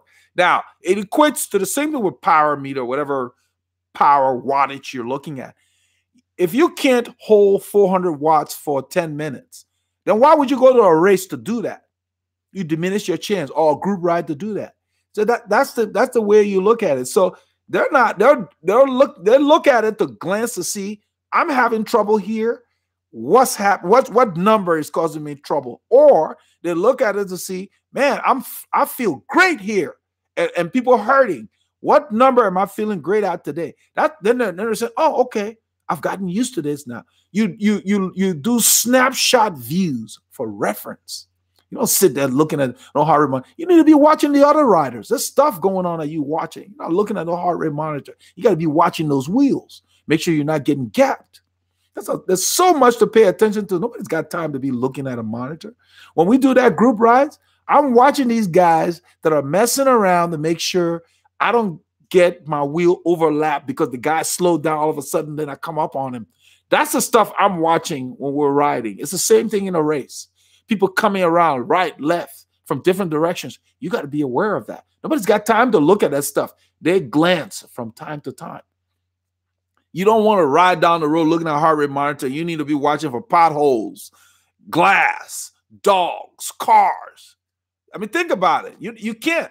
Now, maybe on your trainer, you'll do that. So no, those monitors, when the way they're used, I think it's overblown because these people want you to buy this stuff.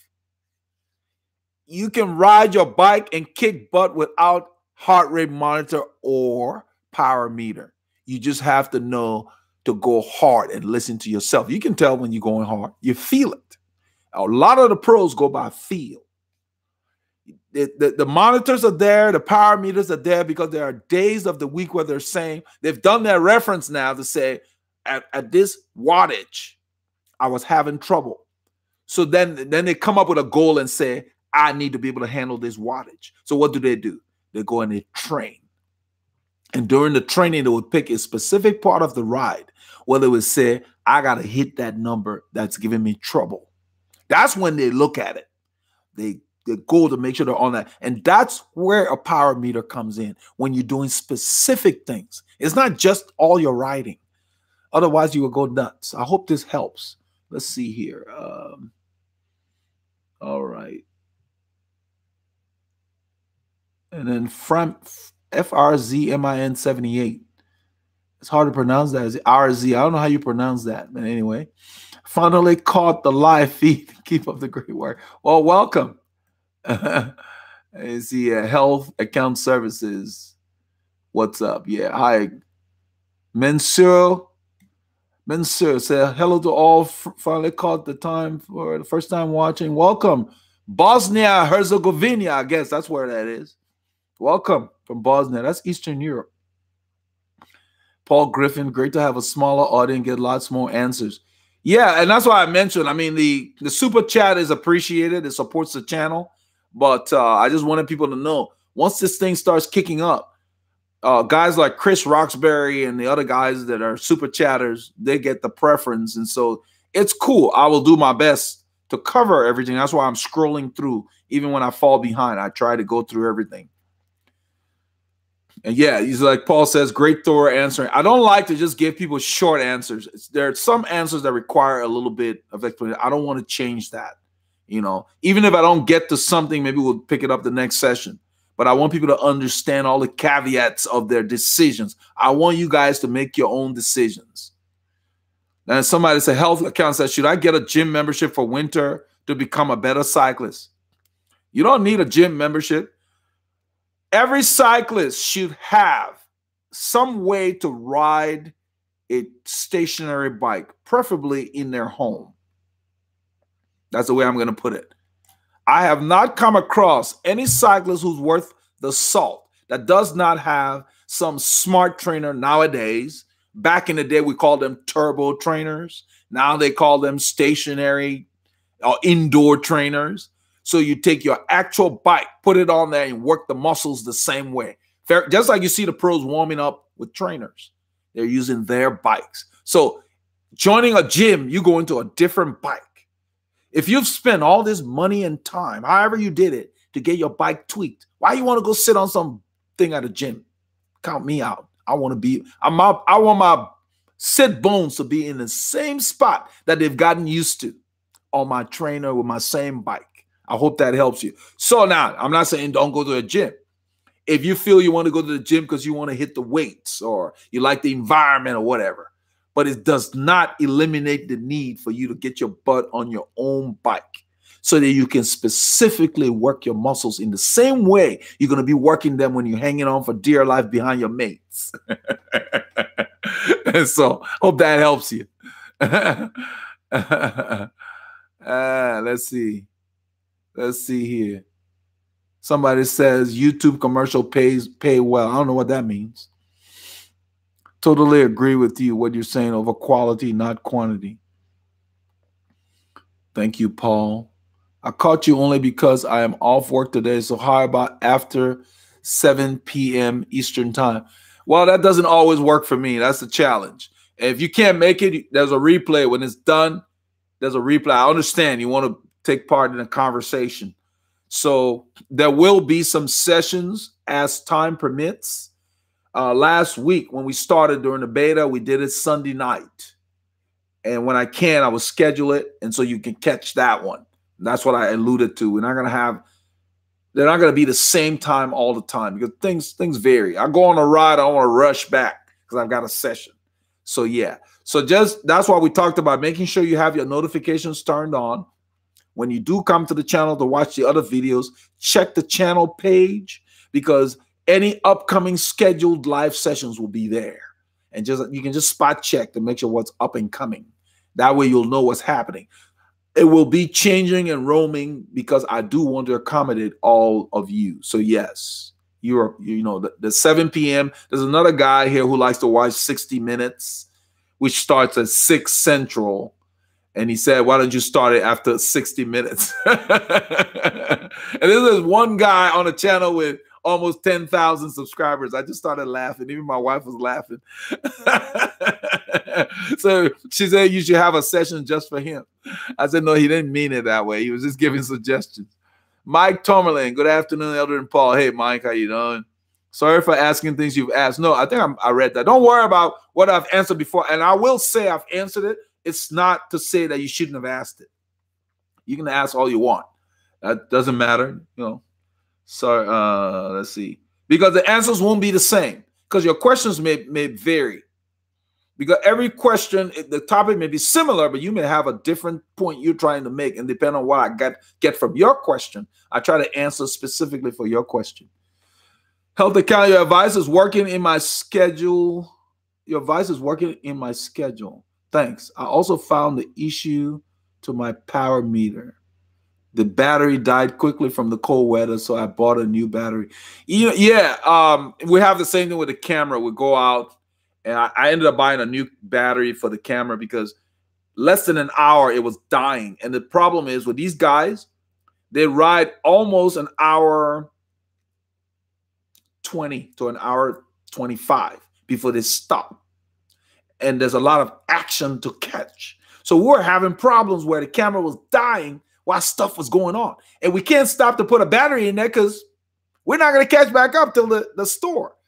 And so I got it because the battery now is in its latter part of his life. So it's getting like 50% of what it used to get. So I got a new battery that was made this year as opposed to the one we're using from 2016.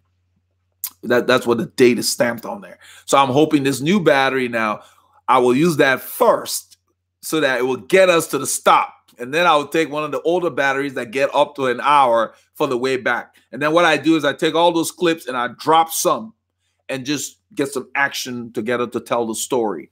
So it helps me get the clips out quicker than trying to use everything we film. So yeah, now back to you, Health, about a power meter thing. If you're having gadgets that are just failing all the time or whatever, contact the manufacturer, because that's one reason why I'm being real picky before I get another power meter. You guys that have been here, the G3 I had, it was a power meter in a wheel made by Cyclops. That crap, every week, it kept crapping out. Same thing, battery issue. They sell the stuff for $700, $800, $900. I shouldn't be having problems with that. I should just go ride. That's another thing that turned me off. I sold it, got rid of it, told the guy on eBay what was going on. He didn't care. So yeah, I'm not going to spend money for something that does not work. I mean, if they're going to charge you hundreds of dollars for something, shouldn't it work? You know, they keep making crap. Just put it out there and then let you test it. Didn't they test the life of the battery in cold weather? You know, come on, man. I got time for that. So I don't buy things very lightly. They got to be proven. You know, that's the way you should look at it. I want to deal with the best. I don't have time for foolishness. When I get on my bike, I just want to ride. So I don't care. I don't have a power meter. You got a power meter. When I drop the power, if you can't keep it, you and your power meter will be back there looking at each other.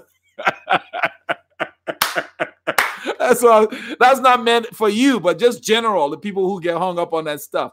Those of you who've been here long enough, Johann Museum is famous for asking some guy who showed up with power meters, heart rate monitor, everything, got dropped on the climb. When it stopped at the cafe, Johann asked him, what was your power meter saying when you got dropped on that climb?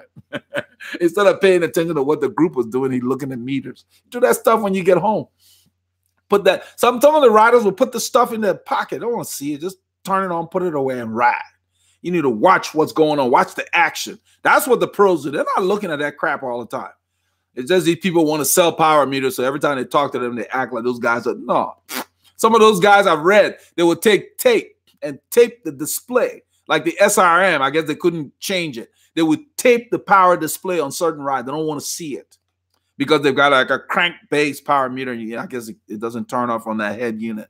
They don't want to see it because you get sick of it. You know, go out and ride your bike and have fun. So don't get a power meter alone will not make you a champion racer. You need to pay attention to yourself, and you need quality structured training. Make sure your bike fits you so you can ride enough to get the most out of your God-given abilities. Sitting on the bike and riding, that's what will make you better. It's not all that other stuff. You can ride without it. You know, and I stress that because the power meter is going to break. As you have said here, battery was bad. Sometimes the heart rate monitor, the bell stopped working. What are you going to do now? Not ride? Forget that crap. Go ride. You can tell by feel what zone you're in. Your breathing's starting to change. Your legs start tightening out. You know you're red at your red line. And you just say, okay, if you were supposed to be there today. And that's the thing. Even when they're working, you still need to pay attention to the sensations of your body when you're out there. Because that will let you know that when they're not working, you know, that's what the pros do. They ride by feel. This thing about the Tour de France banning stuff, when I read the article, every pro they interviewed told them, I ride by feel, even though they have those things. You know, I'm sure they didn't want to hear that because of, you know, they're pushing this stuff. All of them were saying, we ride by feel. So, you know, so now here it is. You're saying you want to get rid of something that they're saying they don't really rely on. So why should they care? You can get rid of it all you want. And who is it going to hurt? The race. You get rid of all those power meters. SRM will pull the advertising. Quartz. Stages. That's dollars. It's not going to happen. They're just talking about it. It's just shooting the breeze. You know. Let's see here. I'm going to scroll through some of the conversation between the guys here. Do you recommend a Grand Fondo? I answer that. You just go and look online for Texas Grand Fondos and find anyone you want. They're all pretty good. It should be based on how far you want to drive to go. Texas is huge. I don't like to drive longer than the ride is. So find something close to you. They're all pretty good. That beats your time. But then you need to prepare for it. Put it on your calendar and prepare to be ready to ride at that time so you can have fun and be in shape. Okay, let's see. if following a well, this is Craig Deering. If following a well-structured plan and working hard, what estimated time frame would you consider to be realistic in order to drop from 245 to 190? I'm not laughing at you, but there is no way to quantify that because there are too many variables. First of all, it would depend on what you're eating and how much riding you do. Just a shot in the dark. So let's say, you're 245 to 190. Now, I always like to caution people about that want to lose weight. I got a few people that sign up and want to lose weight. Let's say you used to be 190 in high school. I'm just going to jump the gun here, Craig, because I don't know you personally. Say you used to be 190 years ago. You may never be able to get back to 190. I'm going to use me for an example. I was 175 pounds in high school. I looked like a twig, no muscle. I was one of the late bloomers, tall, skinny. And then when I got to college, like at 18, 19, I started putting on muscle. So today, I weigh 190. I maintain that with no problems, just eat, just ride my bike, whatever. When I stopped riding after I stopped competing and just started chasing the rat race, I went to 230, 235. Okay. It took me almost 2.5, 3 years to get back to 190. I was not tracking it or anything. I started to ride because I had a physical and the doctor wanted to put me because I had high cholesterol, high blood pressure, all that crap. And I didn't want to get on the pill regimen. So I just decided I was going to get back on my bike like I used to when I competed because I'm predisposed to that kind of stuff genetically. So I just made it a lifestyle change and just started riding, started having fun. And I got to 190. I wasn't tracking it. Now, I'm taking that route because I think that works for most people. It's less stressful to do it that way than to start weighing yourself every week or whatever. People that weigh themselves, I tell them do it once a week, whatever, at the same time. Don't worry about that because you weren't weighing yourself when you were putting on the weight. See, you're probably chuckling. That's the same thing. Just recognize that something changed that got you to 245. You see, you stopped doing something, started doing something, got you to 245. So get rid of the stuff that got you to 245 and then just start doing the stuff that you used to do that kept you at whatever weight you were. Your body would get you back to what weight. Change the lifestyle. Start riding like you talk about structured play. Just start living the life. Don't worry about the weight. You're at 245, so what? Just get a bike that fits you. Start having fun as you lose that weight before long. Then don't buy a lot of kit, okay? Because you're going to be dropping the weight if you start riding a lot. Get one or two and get to know a good alterations place. So as you lose the weight, you can get them to adjust. I did that myself. I know a good alterations lady. She knows me by name because I was always there. Cycling clothes, regular clothes, I was getting them changed down. My waist, everything started going down. It's very doable, but it's easier to just change your lifestyle than to start monitoring all that stuff. Then pay attention to, when I say what you used to do, meaning sitting around more, maybe you got a bigger job, you're spending more time at the office, all of that, and then eating late, binging, whatever, the kind of foods, all of that. It's very complicated. So nobody can give you a timeline. I hope that helps. Just change the lifestyle and start doing things that you used to do that kept you fit and do things you enjoy. If you do things you enjoy, you will maintain it. And then you have a new life. And before you know it, you'll have a new you. And then people will start saying, man, especially the people who don't see you, say, man, you drop some weight, the people who don't see you every day. So yeah, it's just easier that way. And then don't focus on it so much. Just go out and live your life. All right, let's see.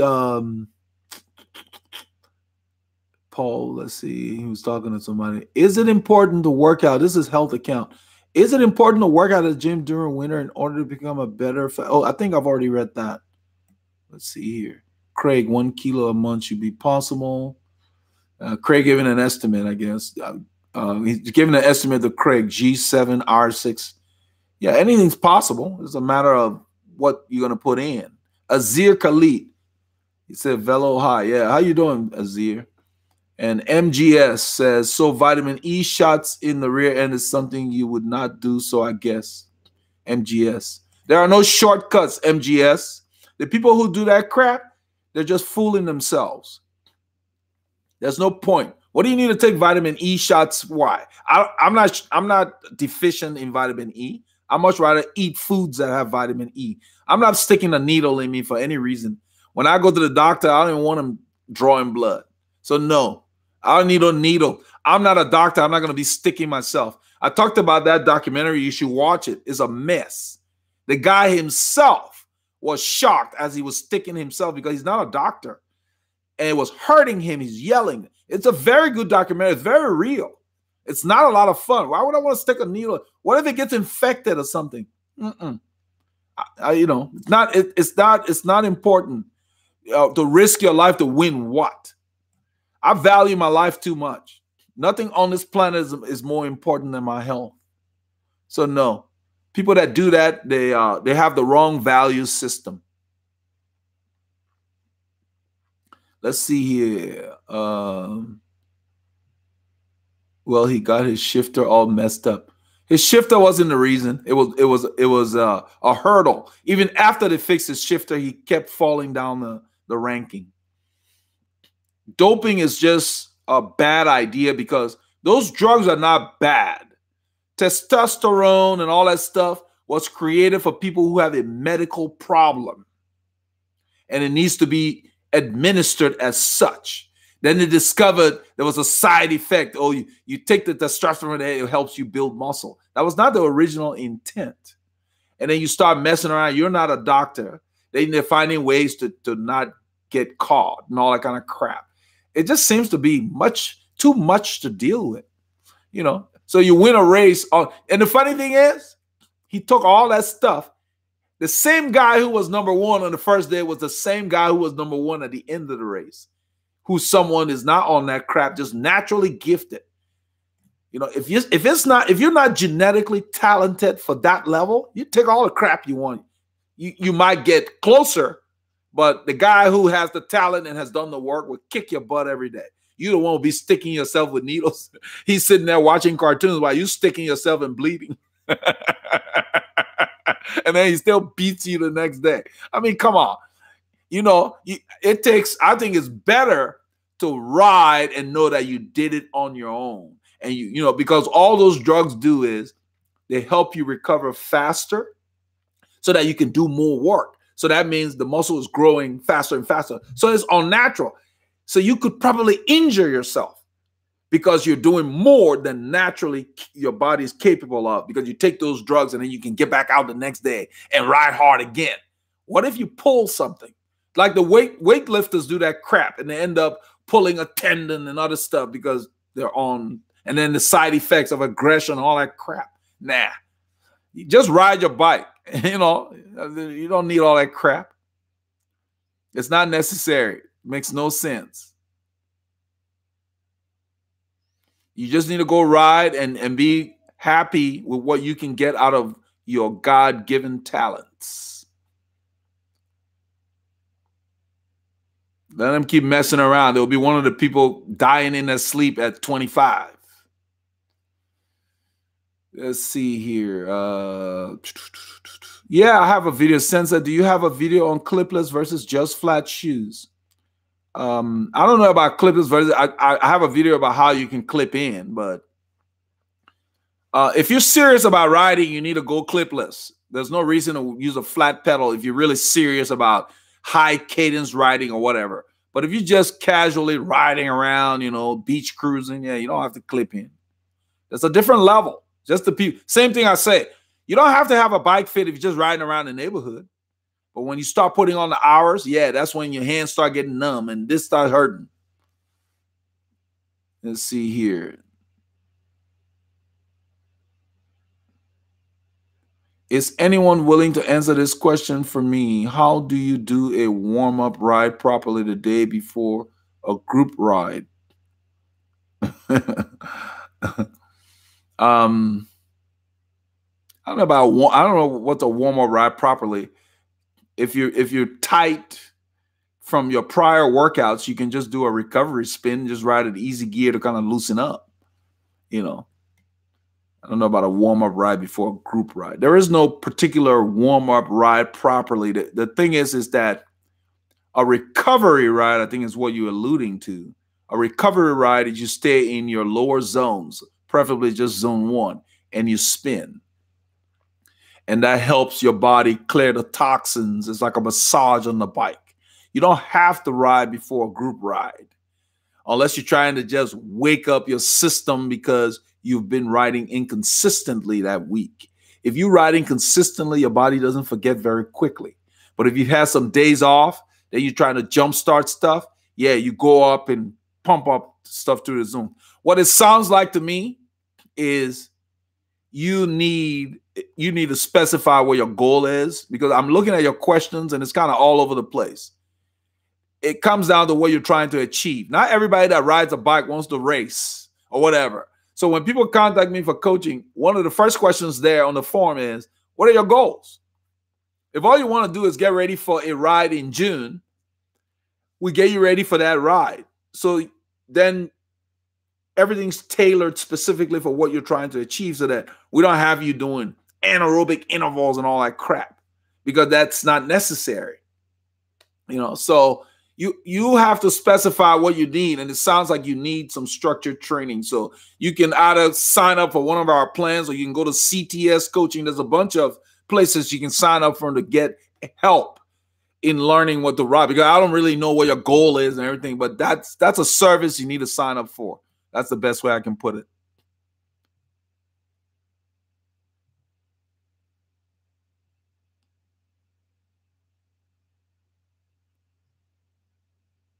Daniel says he uses Zwift because the weather is. Why do you need Zwift? Why can't you just ride your bike? Zwift is not a bike. Just get on the bike, put on your TV, and save your money. Why do you need Zwift? That's the question you have to ask yourself. That I mentioned earlier to somebody else. If you just got the money to blow and it's doing it for you, knock yourself out. But I always tell people is, if you sign up for all these things, Zwift and carbon wheels and all this crap, and you can't ride because you got to work to pay for them, it's time to go back and start getting rid of some of those things so you can ride. That's what's more important. All right, Gabe says, hey, Elder, joined the VH Club on Strava the other day, and I'm super pumped about it. Yeah, that's the club Freedom Cycles can't seem to find. He's asked a couple of times about it. It's out there. Yeah, I'm in the club too, guys, but what happens is the only ride that I load on Strava is the group ride. That's the reason I got it. And then I do the Rafa Festive 500 between Christmas Eve and New Year's Eve, and I load those. So I may do more kilometers than you see on Strava, but all that shows up for Veloharmony is the Saturday ride. That's the only ride that I put out there. I don't do anything else on Strava. I just ride my bike. I connect my in fact, when I get near the house, the unit, my head unit, picks up my Wi-Fi and just sends it to Garmin Connect. I have configured my Garmin Connect, which is the free account when you buy a Garmin head unit, to send the Saturday ride to Strava. That's what goes there. I don't send anything else there, just that Saturday ride. And then I set up the club so that people could kind of get together, which is kind of cool, especially around the Festive 500. During the Festive 500, I send the entire week. But the rest of the time, I just send that over there. Now, why did I go that route with this commentary? Strava has all this stuff, Summit and this and that and all that. I have an aversion to all this marketing crap. You know, why would I pay Strava for me to load information there? To do what? I'm the one riding the bike. They need to pay me. I'm bringing them followers. Why should I pay them? You have to ask yourself, what is Strava doing for you that you couldn't do for yourself? You rode 2 hours yesterday. You rode this to this. So you figure, oh, I'm getting better. because I'm riding more. Let's say you don't have a coach. You could do your own analysis. What do you need Strava for? You know, where I'm going with this is there is a tendency, even especially in the US now, you go to buy a car. They don't even have a price on the car anymore. All it is payments, payments. I mean, who's got time for that? You got to pull teeth to get the price of the product now. Oh, the car is $500 a month. That's not a price. So I personally get away from monthly crap. That's why I ride my bike more. You minimize the people you owe so that when you work at a job where the boss is a jerk, you can tell him, keep your job, go find another one. When you commit yourself all over the place, then you can't leave those jobs that you hate. Think about it. Quit signing up for all this stuff you don't need. Put it in an Excel spreadsheet. Look at everything you're spending. You'll see how much stuff you can eliminate. Just keep that in mind. So I see a lot of Zwift. I'm like, and I told you guys about Jose saying he can see me on Zwift. If he signed me up and he pays the monthly bill, I'll join him on Zwift. You know? So let's see. Let's go down here. All right, Gabe. The guys are chatting. There we go. Whiskey Wolf. You see? Whiskey Wolf says, Zwift would probably be better if they just sold the software with one upfront price. That's a man after my own heart. I will buy the most expensive thing one time. I'm done. You guys see what I buy. I buy Rafa, Castelli, whatever. It's that it's like financial slavery. You're working for Zwift. You're not working for you. Think about it. You got to pay yourself. They don't want to sell the software every time you get on your bike. Even when you're not riding, you're paying Zwift. You're sleeping, you're paying Zwift. Come on. Really? So no. You hit the nail on the head, Whiskey Wolf. I don't like monthly stuff. Time to buy a car. I want to know the price. I go work, save the money, go buy the car. I'm done. Let's see here.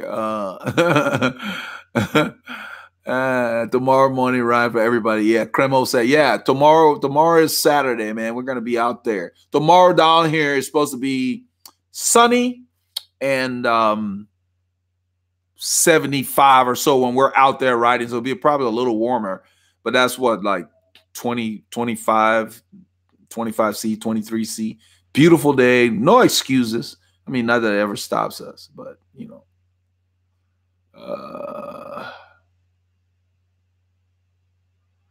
So people are chatting. I'll scroll down. Let's see here. Phil Gamon's videos on power meter. Yeah. Do you think power meters will be banned on the world? Oh, we talked about that, Paolo. Paolo Conway, welcome. Paolo is Italian name is Paolo. His name is Paul. Paolo found the channel. He's been leaving messages all over the place, all excited about the videos. And it's always great to see. I don't think power meters will be banned. If they are banned, it won't affect the riders. It will affect the race. The sponsors will pull out because they will be losing money. I don't see them banning something that's bringing them money because that's what this is about. So there's just a bunch of talk. I will be surprised. Anything's possible. But it won't affect the racing. It will be the same. Those guys don't need power meters to go full gas. That's what they do. So, yeah, it will be the same. Sky will sit up there and grind them down. So you ain't gonna change anything. Let's see here. Cremo says Pod Normal Studio has good stuff better than Rafa, in my opinion. I don't agree. I tried their shorts. I wasn't impressed. The Lycra seemed more rubbery. Rafa Lycra seemed like fabric. So yeah, they got some nice jerseys. I've got some of their stuff, their midweight stuff, but no, the Rafa is a different level. The Protein Rafa, different level. Different level. Yeah.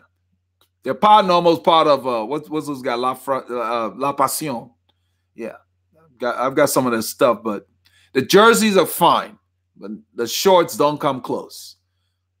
Their padding's a bit lacking. Is an Obeah, Gabe wants to know, is an Obeah Orca or a BH Ultralight a good first road bike? I don't want to get something that's too fancy. Any bike is a good first road bike. It has to do with your wallet, what you're willing to spend. But make sure if you're going to spend money on a bike, get yourself sized before you buy it. Don't walk into a bike shop and depend on that kid or whoever's there to tell you what you should ride. They don't have the knowledge necessarily. It's a hit or miss. You might get lucky, but many a rider have walked away with the wrong bike, come contact me for fit, and the bike just is wrong. I can't fit them to it. So you need to get a bike sizing done first. Spend $100 to know what size fits you. Then you can shop for whatever you want.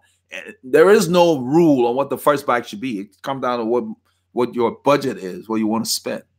You know, the bike doesn't need to be expensive. That's not what makes you go fast. It's the fit and the conditioning of you, the engine. That's why I have a problem with how expensive bikes are getting. They have no engine. Why they cost so much? You get a motorcycle for $4,000. It comes with an engine. You know, get a Vespa. You know, we use the motor page to a Vespa. It has an engine. Let's see here. In the household, FRZMIN78 says, in the household, he laughs and he said, in the house, indeed, I can recognize a brother from far. Okay. Then Paolo, do you think they should have a tour of the USA taking lots of different states? They've tried that before. They toured at Trump a long time ago. You know, it depends on who wants to promote that. It takes a lot of money to do that. They have the race across America. Yeah, that's what he replied, but that's a different thing. Different design. You know, these things cost money. Let's see here. All right. From Liverpool, England, Paolo Conway. Okay. Have you ridden so hard and long that afterwards, the next morning, say you find it difficult to walk downstairs? Who is this? Oh, MGB, Mr. Consonants.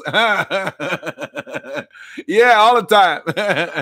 In fact, this week, I think Paul knows what I'm talking about. It's funny that you asked that. We're just talking. We rode so much this week. We did, for those of you who are into miles, we've already done almost 200 miles this week. Because the holidays here, Paul got some time off. You know, we're able to sneak off. But that's about what? 200 miles is about 290 kilometers. We got 180 miles, something like that. Anyway, it's a ridiculous amount of miles. And I was walking. My legs were hurting. And this was Thursday morning. And then we're going on a ride on Thursday. Because the more you ride, the body recovers. So we dropped the intensity, of course. My legs are hurting, and then Paul gets here. We get on the bike. I feel nothing. We get on the bike, and I feel fast. I feel strong. I had to tell him, I said, man, my legs were just hurting when I was walking. So it was almost like the more you ride, you forget how to walk.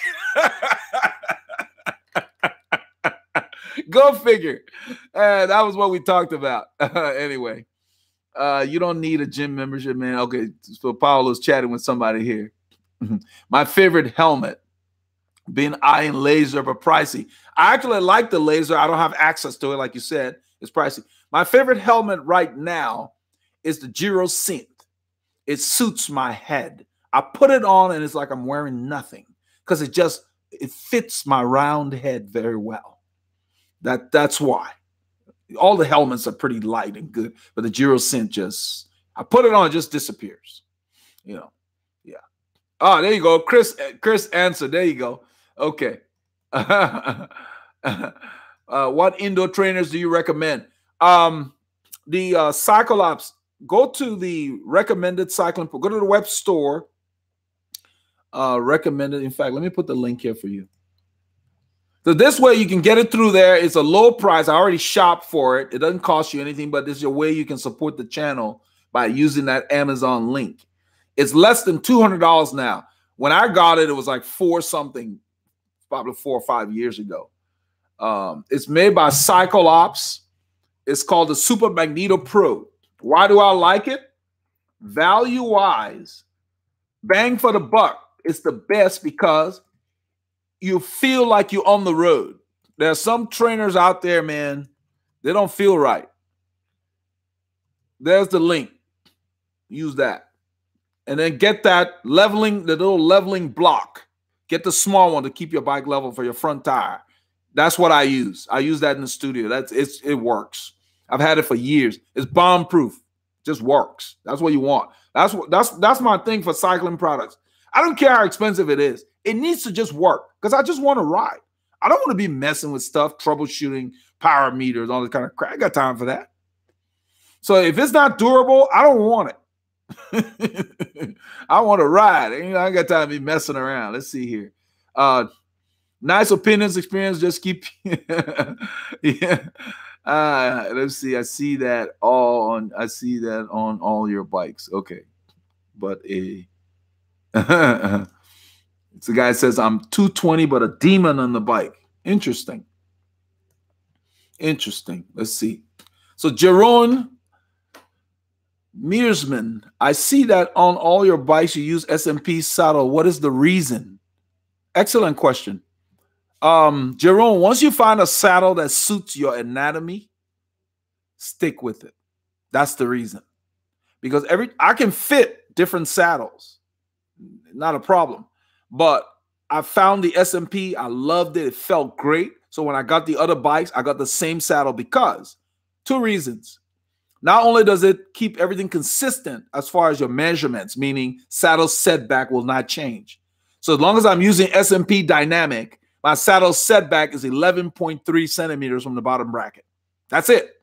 So the only limitation would be whether that frame's seat post, seat tube is slack enough for me to move it back that far. 11.3 centimeters is a good setback because I have long femurs. So, yeah, femurs. So you stick with the brand that suits your body for that first reason. Then the second reason is it keeps all your bikes at the same point in space, regardless of the changes in dimensions. That's why. Because once you change the brand, setback is different. You sit differently on another saddle. Then you're starting all over to find your sweet spot. But now I know with that model, if I set it 11.3 behind the bottom bracket on any bike, I don't have to think about it. I just level it. I'm ready to go. So all my bikes feel the same. Bars, everything, the dimensions, all the measurements are exactly the same. Because when you measure from the tip of the saddle to the center of the bars, same saddle, same measurement. Yeah, you need to keep the same. You can have different ones, but then you'll have different numbers because you would sit differently on a different saddle. You have to find that sweet spot. That's all. Let's see. Where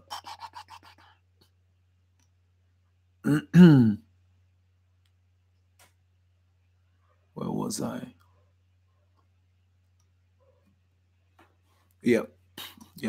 So Paul is making reference, Ronnie Coleman squatting 800 pounds. Okay, this guy's chatting. Hello, Veloharmony from down on the land down under. Now, this guy's handle is "Don't believe in your own hype." Interesting. That's a long handle, but that's basically his handle on YouTube. And Nicholas says, he's chatting with another guy. I'm gonna skip that. Let's see. Why do some people keep upgrading their parts or the bike every so often? What's your take on that? Well, the phrase upgrading, I will take with a grain of salt. And maybe they'll tell you upgrade. Now, there's nothing wrong with making changes now. For example, if you must change anything on a bike that you got, let's say you got a deal on a bike, start with the wheels. I mean, now, assuming the bike has been fitted to you. What a lot of riders don't do is they buy a bike, they don't get a fit. Then they start spending money on carbon wheels and they take the aluminum bars off and they put carbon bars. Carbon bars are expensive. And then they're not as tough. If they crash, you got to really be leery about whether you keep them or not. So wheels are the best value when you're going to upgrade anything on the bike. But don't neglect the bike fit. Okay, a lot of the bikes, I've talked to our local bike shops here, and their reason for not pushing fit is they say people feel like it's an upsell. So they don't push it. They'll mention it, but they don't really push it. Because that's been an issue with me. Because I see so many riders ill-fitted out there, struggling. And some people can stop riding because of the discomfort. But that's why the shops don't push it, because customers feel like, oh, he's just trying to sell me stuff. No.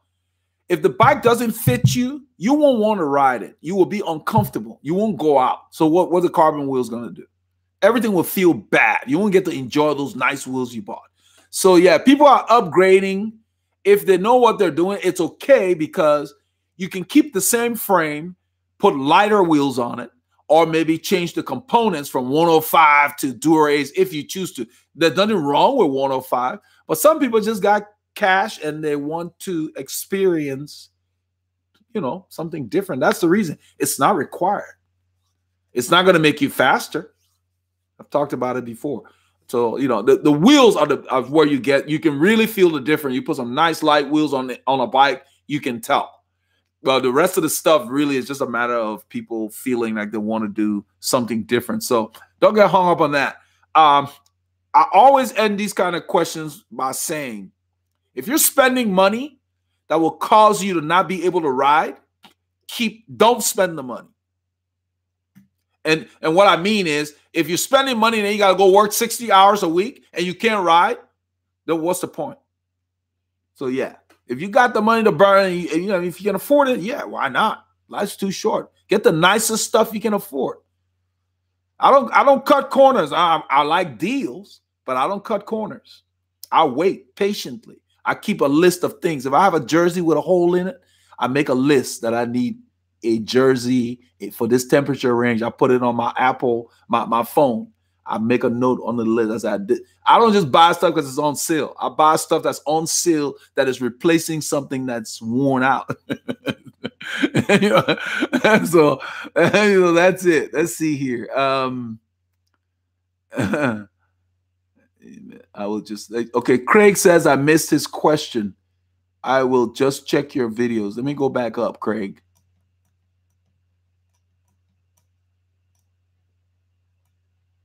I don't see his question there, though. Must have asked it a while back. Craig, go ahead and retype your question. Let me see real quickly.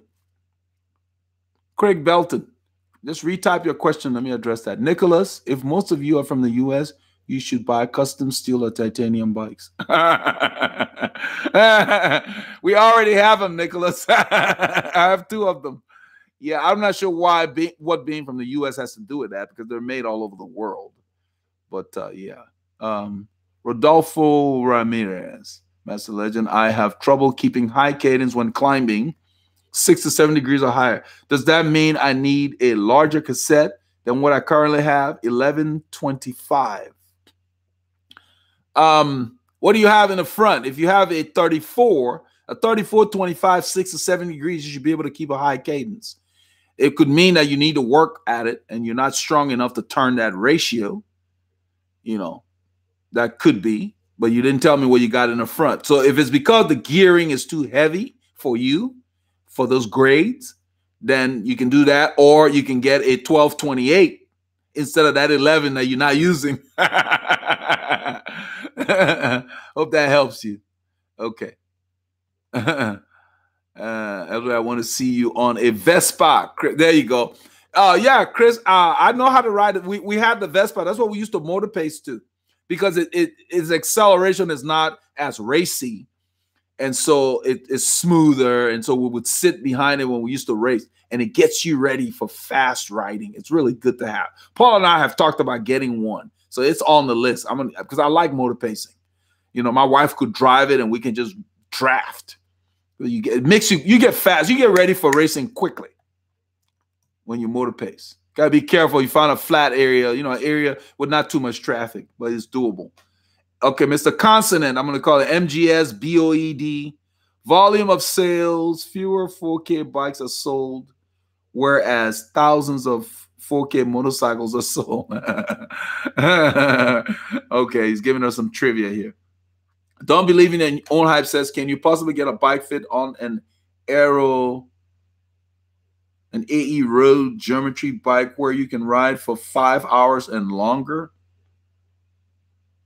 Some say endurance bike is best for all day riding. Yeah, I don't understand why they keep this stuff about endurance bike or whatever. What do they think the pros are riding? Those guys ride all day. They're just riding a road bike. Any bike that fits you, you can ride. That's the key. Now, an endurance bike has softer angles. They're more compliant. That's what they mean. They don't have aggressive rakes and other things to where they're stiff. They beat you up. So you just got to find, like Paul has a Cervelo, and man, Cervelo does a good job. The bikes they make, that ride is so compliant. But now Cervelo has like R5, R2, whatever. So you got to understand what kind of riding you're looking for. If you're going to be doing criteriums, you're not going to get an endurance bike or a touring bike. I think that's where you're driving at. So the kind of riding you're going to do will drive what you get. So don't get a bike for touring to go do crits, because crits need a bike with sharp acceleration. Not the most comfortable because they're short events. But if you're going to be riding long, then you need just a standard road geometry. I cannot ride a bike that will not allow me to put my saddle 11.3 behind the bottom bracket. I don't care what they call it. That's my requirement, because that's my legs are my levers, and that's where I need to be to get the leverage I need. That doesn't change with the kind of bike. So I mostly look for bikes that have very slack seat tubes, and most tall guys need that. I mean, well, I don't see anybody that, if you can't get your saddle, in Greg's book, Greg LeMond put it correctly. If you can't move the saddle back far enough for you to sit where your body needs to be, you will not be comfortable. Let's see here. So MG, do not forget to state that trainers and carbon frames do not mix. Well, not necessarily. I mean, these carbon, they're selling these carbon bikes for all this money, and they want to cover themselves. I can tell you for a fact, I've read the articles about that. You break a carbon back because of the trainer, they will still warranty it. They're not going to tell you up front, but they can't tell you not to put it on a trainer. Look at the pros. What do you think they have on the trainer when they're getting ready for time trials? You put your carbon bike on the trainer, it won't hurt it. They just put that on there. They can't legally say that they won't honor any damage because you put it on a trainer. That makes no sense. I've seen the badges on the bike. I know what you're talking about. That's a cop out. It's like they're not going to do anything. So the carbon's not that delicate. If you drop it or if you crash, yeah, you got to be worried. But no, there's nothing stops you from putting your bike on an indoor trainer. You think that the pros are carrying steel bikes to warm up and then getting on a carbon bike to do their time trials? You see them under those tents. They warm up on the same bike they're going to ride. And not just the pros, just everybody. I owned a carbon bike. It was on the trainer all the time. Nothing happened to it. It just didn't fit me very well. Let's see here. Oh, Jerome, you're welcome. He's telling me about the answer for the SMP saddles. Tech question. How often do you change the bearings of your components? Like the pedal. I just replaced the pedal. It's too expensive. The pedal's so cheap. For $100 and something bucks, if I try to do the bearing and all the press I would need, my pedals average 3 years or more. I'm not torquing them that much. I have Shimano Dura Ace pedals. They're pretty durable, And the funny thing is, I've been replacing my pedals under warranty because Shimano gives you 3 years. And what was happening is it wasn't the bearings. It's the back of the Dura Ace pedal that your cleat clips in behind. They have this little spring there, and they use some kind of composite, 2 little springs underneath. And they just kept getting loose to where you had no retention. And I would just call Shimano in California. They would tell me, just send it. We'll look at it. All they do, then they ship me the new model. So I got 3 new pedals on all my bikes because I replaced all of them because they just wear. Because they tell you on the phone, send it and we'll see if we can fix it. They never fix it and replace. It's cheaper to just replace them. But nobody's got time for that headache. Even speed play, the bearings will wear on the axle that's attached to the crank arm, and you just replace it like $100 for speed play. Not worth the headache. Now let's see here. For a new rider just getting into the sport, how long does it take to get used to your saddle after your fit? Craig, I'm not laughing at you. I'm just thinking about me and when we used to race. You shouldn't have to get used to your saddle, Chris. Now, what they're talking about when they say new rider, let's assume you have the perfect fit and it fits you. Your tissues are getting used to that, just being on the saddle. Kind of like those of you who are into music. When you learn how to play the guitar, when you press on a string, over time you get calluses on your fingers. That's what happens. When you've been off the bike for a while, even if your fit is perfect, you need time in the saddle for that tissue that's over the bottom of your hip bone, your sit bone. We call them the ischial-pubic rhomboids. That tissue contacting the saddle. The first few rides, they get a little sore. And the funny thing is, within a week, let's say ride 4, I would say, just the more you ride frequently, by ride 4, you're good. But the first couple of rides or so, you will feel it. You know, it's a different kind of aching. It's not like a saddle sore kind of thing. It's just achy. Like when you go to the gym and your muscles are sore, you get that kind of soreness. And then by ride 4, yeah, your body, all of a sudden, the tissue just hardens. I think that's what you mean. But as far as discomfort from a bad fit, when you have a good fit, you should feel good immediately in the studio. Don't let any fitter tell you, oh, you got to ride into it. That means the fit is wrong. All right, let's see. Let's see. Thanks so much for the reply. I'm a newbie cyclist getting to triathlon. I just noticed some newbie upgrades and they could just, exactly. Don't spend money you don't have to. Don't believe in your hype. Let them buy stuff. I'm going to repeat myself because it's very important. If they're buying stuff and then they got to go work to pay for it and they can't ride, and you have the, let's say, lesser equipment and you can ride, you will be better than them. Because riding is more important than the stuff you put on there. Without the engine, you got to get those wheels up to a certain speed to benefit from whatever aerodynamic or whatever. So if you're not going that fast, we see a lot of riders, Paul and I laugh all the time. We'll see these guys in full tuck on a $15,000 bike doing 14 miles an hour. Now, all of you here know that's just, what's the point of that? Now, what I mean is, it's okay to go on your time trial bike and ride at 14 miles an hour, but why are you in a full tuck? You're not going fast enough to benefit from aerodynamics anyway. And so we just kind of chuckle, but what we see is they're on an open road. They weren't going to ride slow because you don't go on routes to ride slow. You're riding slow, you find a quiet country trail, whatever. We know they were out to get a workout. Got low cadence. Everything's wrong, but they got an expensive bike. So that means they don't understand what you guys understand that are on this channel. They don't have a plan. They've spent the money on the wrong things. So that the engine is still behind. It can't do that equipment justice. You know, I don't laugh in that face. I mean, we chuckle, you know, I'm not going to bother anybody, you know, everybody's out there doing stuff, but so many riders, that's why we started this channel. Many riders just don't know.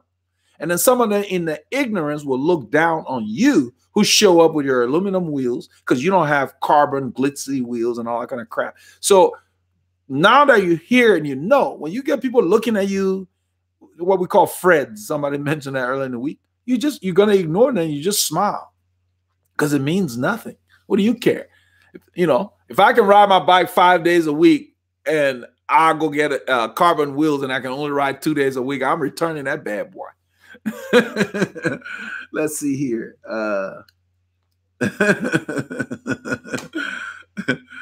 Okay. Master Legend. This is Nicholas Rezos. He said, I've been following you for the last month. Thank you, from Sweden. Okay. Love to bike since April. 5 times a week. Enlightened when it comes to the bike size and fitting by following. Well, I'm glad the channel helped you. That's great. That's why we're here. You're welcome, Craig. Craig said thanks. Yeah, good. I finally caught up to the chat. Excellent. But yeah, guys, it's our industry, they're pushing stuff. So you really have to be a discriminating buyer. They say buyer beware. That's what they mean. You can't just buy everything you see. You can't buy speed. Not going to happen. You got to go work. Now, once you got, if 2 riders got the same engines and the other guy has the nicer carbon wheels in certain conditions, he will be able to hold more speed easier. The other guy who has equipment that is not as aerodynamic will have to work harder to hold that speed. But think about it. He's still benefiting. Yeah, he's working harder to hold that speed. Now, the guy who has the better equipment will probably last longer because he's operating at a lower level to hold the same speed. There is a benefit when you get to that point, but it's not the only thing. Okay, let's see.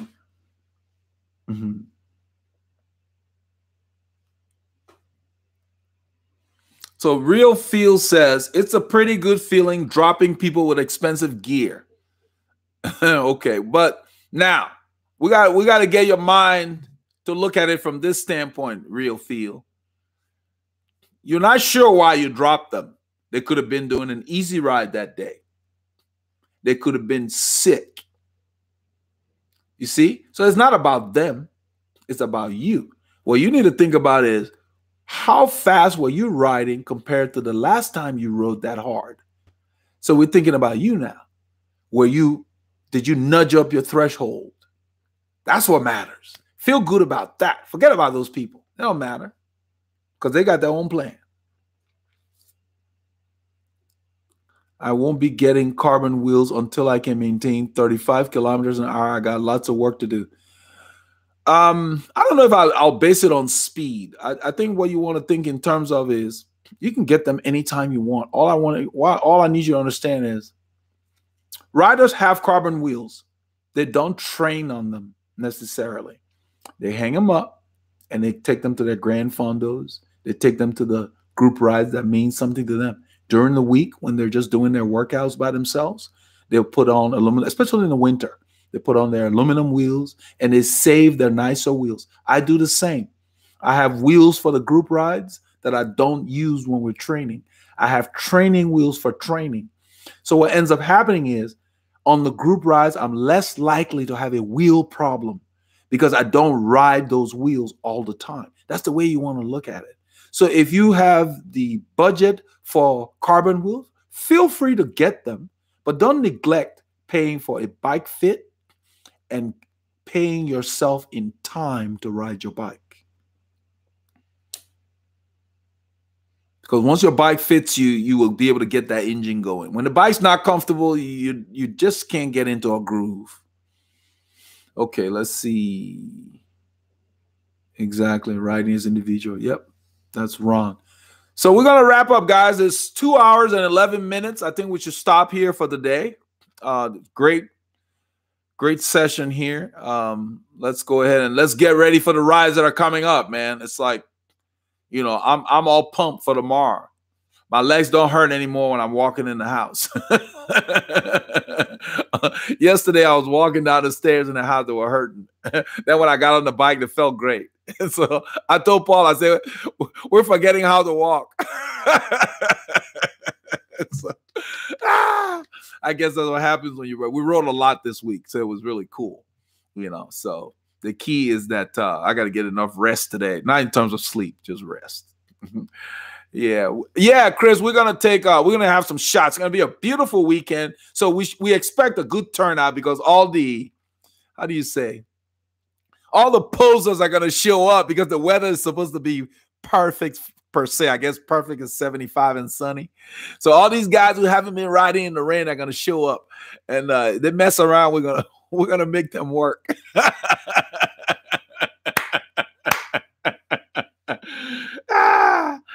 We'll be safe. You guys be safe out there. Get some K's in. We'll get some clips, and we'll have a premiere on Monday until we watch it together.